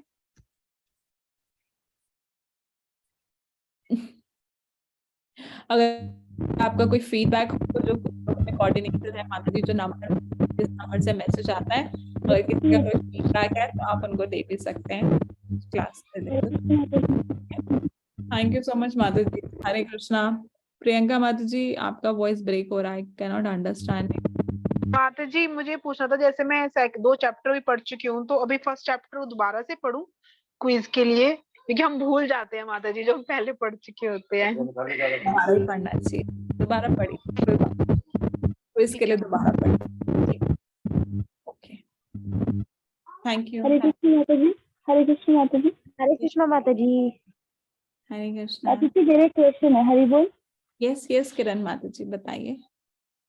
माता जी जब अर्जुन ने कृष्ण को बोला था कि ये सब मेरा कर्म नहीं है, मतलब जब वो अगेंस्ट थे कि मैं युद्ध नहीं कर पाऊंगा, और जो कौरव है उन्होंने बोला था, कौरव के लिए उन्होंने बोला था कि ये लोग कर रहे हैं इनके लिए सही है, तो वो क्षत्रिय वाला जो पॉइंट था माता जी एक बार रिपीट कर दो। अच्छा, तो अर्जुन बोल रहे थे भगवान को कि मैं युद्ध नहीं कर सकता, इन सबको मेरे सामने रिलेटिव्स हैं, इनको नहीं मार सकता, इतने सारे रीजन दिए, मुझे पाप लगेगा, मुझे दुख हो रहा है बहुत ज्यादा, मैं नहीं कर सकता ना। बहुत क्या है, निराश हो गए थे अर्जुन ना, बैठ गए थे। तो उन्होंने बोला मैं नहीं मारना चाहता किसी को, अगर कोई चाहे तो मुझे मार सकता है, ये कौरव अगर मारना चाहे तो मुझे मार दे, मैं यहाँ तैयार हूँ मरने को, यहाँ पर मैं युद्ध नहीं करना चाहता। नहीं माता जी, उन्होंने क्षत्रिय के लिए बोला था ना पॉइंट की, जो कौरव है वो कर सकते हैं, तो वो क्यों कर सकते हैं, ये वाला पॉइंट थोड़ा। क्षत्रिय तो नहीं बोला माता जी मैंने, लास्ट में कुछ और बोला था क्या? नहीं, क्षत्रिय नहीं बोला। हरे कृष्ण माता जी, क्योंकि वो लालची है कौरव, शायद इसलिए था, वो मार सकते हैं। नहीं नहीं, देखो युद्ध भूमि में आए हैं तो युद्ध तो होगा ना। अब अर्जुन युद्ध नहीं करना चाहते, अर्जुन वहां से भागना चाहते हैं, बट युद्ध तो होगा। तो अर्जुन कह रहे थे कि मैं तैयार हूँ मरने के लिए, एक तरह से वो ये कह रहे थे कि मैं ये युद्ध भूमि में मरने को तैयार हूँ, पर मैं लड़ूंगा नहीं, मैं किसी को मारूंगा नहीं, वो ये कह रहे थे ना। और वो ये कह रहे थे कि मैं अपने मरने को कैसे लूंगा, मतलब मैं पश्चाताप लूंगा कि मैंने सोचा भी कैसे कि मैं अपने रिश्तेदारों को मार लूं, तो मैं अगर मर भी जाऊं तो मेरा पश्चाताप होगा ये ना। तो युद्ध भूमि में तो आए हैं तो सब लड़ने ही आएंगे, युद्ध तो होगा ही होगा। भगवान आगे बोलेंगे अर्जुन को कि ये सब तो मरे जा चुके हैं ऑलरेडी, तुम तो निमित्त मात्र हो, ये सब मारे जा चुके हैं ऑलरेडी, युद्ध भूमि में आए हैं सब मारे जा चुके हैं, तुम तो एक निमित्त हो, जो मैं तुम्हें निमित्त मात्र बना रहा हूँ ना, तुमसे तो मैं बस ये करवा रहा हूँ, तुम्हें क्रेडिट देना चाहता हूँ कि तुमने युद्ध किया, पर ये सब मारे जा चुके हैं ऑलरेडी मेरे द्वारा। तो युद्ध तो भगवान चाहते थे, तो युद्ध तो होगा ही होगा। अब अर्जुन को कंफ्यूजन हो रही है क्योंकि भगवान ने उनको कंफ्यूजन में डाल दिया, इल्यूजन में डाल दिया भगवान ने स्वयं, क्योंकि भगवान ही भगवद गीता भूलना चाहते थे। सिर्फ अर्जुन के लिए नहीं, हम सब के लिए भी ना। हमारी भी लाइफ में ऐसा सिचुएशन आती है ना, जब हम बहुत कंफ्यूज हो जाएं, बहुत डिस्ट्रेस हो जाएं कि हम क्या करें, अब इस सिचुएशन में हम क्या करें, अरे हमें पाप लगेगा, अरे ऐसा हो जाएगा, ऐसा, ये मेरे रिश्तेदार हैं, इनसे मैं कैसे करूं। मतलब बहुत सारी सिचुएशन हमारी लाइफ में ऐसे आती है जब हम डिप्रेस हो जाएं, डिस्ट्रेस हो जाएं, तो हम उस सिचुएशन में क्या करें, भगवद गीता पढ़ें, कैसे क्या टीचिंग्स लें। तो ये सारा भगवान ने हमारे लिए बोला है, सिर्फ अर्जुन के लिए नहीं बोला। ऐसे सिचुएशंस हमारी लाइफ में भी आती हैं। Thank you so much. Hare Krishna. हाँ, माता जी मैं ना ग्रुप में नहीं हूँ, तो मैंने अपना नंबर सेंड किया, तो आप मुझे ग्रुप में ले लीजिए। ओके ओके माता जी, ठीक है ठीक है ठीक है। जिसका भी नंबर आया होगा, हर्षिता माता जी एंड भारती यस माता माता जी, जी, ऐड कर लीजिए। लिखिए माता जी। यस माता जी। ओके। ऋचा माता जी बोल रही हैं कि सिर्फ अर्जुन को ही कि भगवद गीता बोली भगवान ने, और सब पांडव। अच्छा, हाँ, अभी बहुत सारे लोग जा चुके हैं। एक स्टोरी है बहुत अच्छी, या तो मैं अभी बताऊं या नेक्स्ट क्लास में बताऊं। अर्जुन ही क्यों ना, अर्जुन भगवान के बहुत प्रिय मित्र थे, और भी सारे जो और सारे जो पांडव थे वो भी भगवान के भक्त थे, पर बहुत प्रिय मित्र जो थे वो भगवान के अर्जुन ही थे। तो एक बार क्या हुआ, मैं नेक्स्ट क्लास में दोबारा बता दूंगी स्टोरी, क्योंकि बहुत सारे लोग जा चुके हैं, बट अभी जो माता जी ने क्वेश्चन पूछा है तो उसके लिए बता रही हूँ मैं कि एक बार क्या हुआ। भगवान जो है, युद्ध चल रहा था महाभारत का। महाभारत के युद्ध के बीच में रात को क्या है, सब लोग अपने अपने टेंट में सोने आते हैं, ठीक है, टेंट में सोने आते हैं। तो भगवान जो है अर्जुन के टेंट में जाते हैं देखने के लिए। हाँ, ये बहुत अच्छा क्वेश्चन पूछा है ऋचा माता जी आपने, याद दिलाना नेक्स्ट क्लास में, I will tell this to everyone. हाँ, तो भगवान अर्जुन के टेंट में जा रहे हैं, उठ के रात को सो के उठते हैं, रात आधी रात में जा रहे हैं। तो युधिष्ठिर महाराज और भीम ने देखा कि रात को ये कृष्ण कहाँ जा रहे हैं, और युधिष्ठिर महाराज और भीम भी ना उनका पीछा करने लग गए कि ये अर्जुन से कुछ डिस्कशन करना चाह रहे हैं, शायद कल युद्ध में क्या होगा ये डिस्कशन करने के लिए जा रहे हैं, तो चलो हम भी सुनते हैं जाके।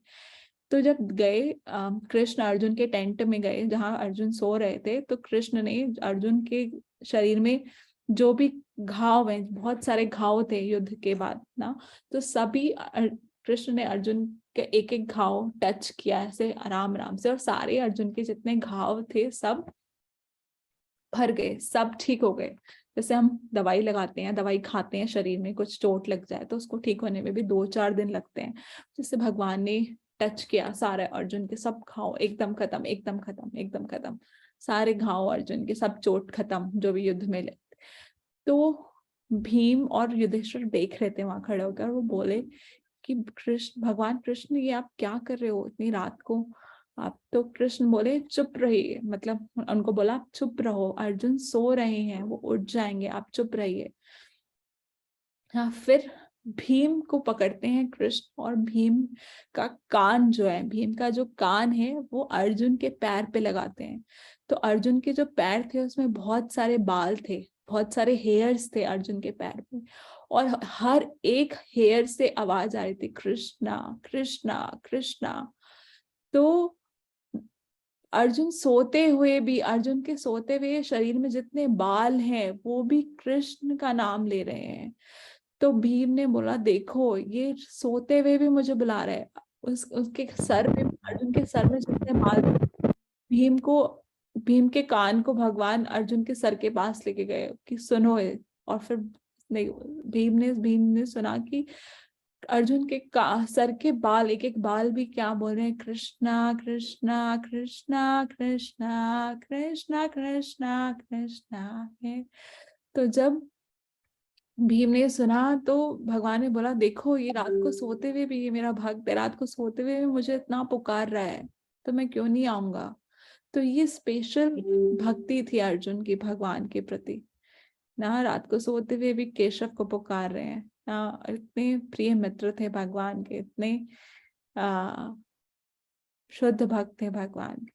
तो भीम भी देख के बहुत ज्यादा हैरान हो गए कि सोते हुए एक एक बाल अर्जुन का कृष्ण के नाम ले रहा है। कृष्ण अर्जुन स्वयं तो हमेशा भगवान का नाम लेते ही है ना। तो बोले कृष्ण की अब ये भक्त मेरा रात को भी सोते सोते मुझे पुकार रहा है तो मैं क्यों नहीं आऊंगा, इसलिए मैं आया और इसकी सारी चोट ठीक कर दी मैंने, सारे घाव भर दिए ना। This is how special Arjun was for Krishna. माता जी मुझे एक बात याद आई, जब हम कुरुक्षेत्र गए थे ना उसके बाद ना आप ना एक बार मेरे सपने में आए तो 2-3 बार उस सपने में भी ना प्रीचिंग कर रहे थे। ये बात मैं आपको बताना चाहती थी, मैं भूल जाती थी।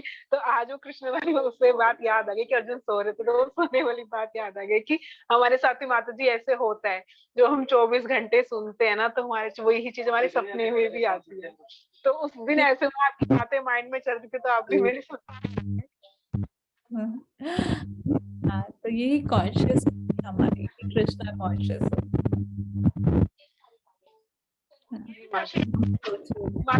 हम ये ऐसे कैसे कर सकते हैं कि जितना अर्जुन मतलब अर्जुन इतने प्योर डिवोटी थे, हम ये कैसे बन सकते हैं कि हम भगवान को सोते समय भी याद करें?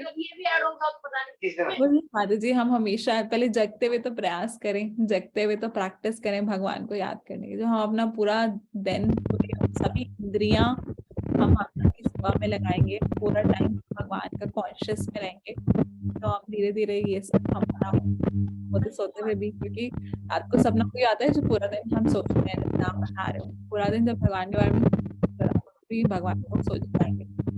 हमें प्रैक्टिस करनी है कॉन्शियसनेस की प्रैक्टिस। जी माता। ओके सॉरी बहुत लेट हो गया। Okay thank you so much, thank you all for joining in. वांछा कल्पतरो वैष्णव कृपा सिंधुभ्य विश्वम्भरताराम पावनेभ्यो वैष्णवेभ्यो नमो नमः। हरे कृष्णा। हरे कृष्ण माता जी, प्रणाम। थैंक यू माता जी। हरे कृष्ण माता जी, कृष्णा माता दंडवत जी, प्रणाम। हरे कृष्ण माता जी। प्रणाम।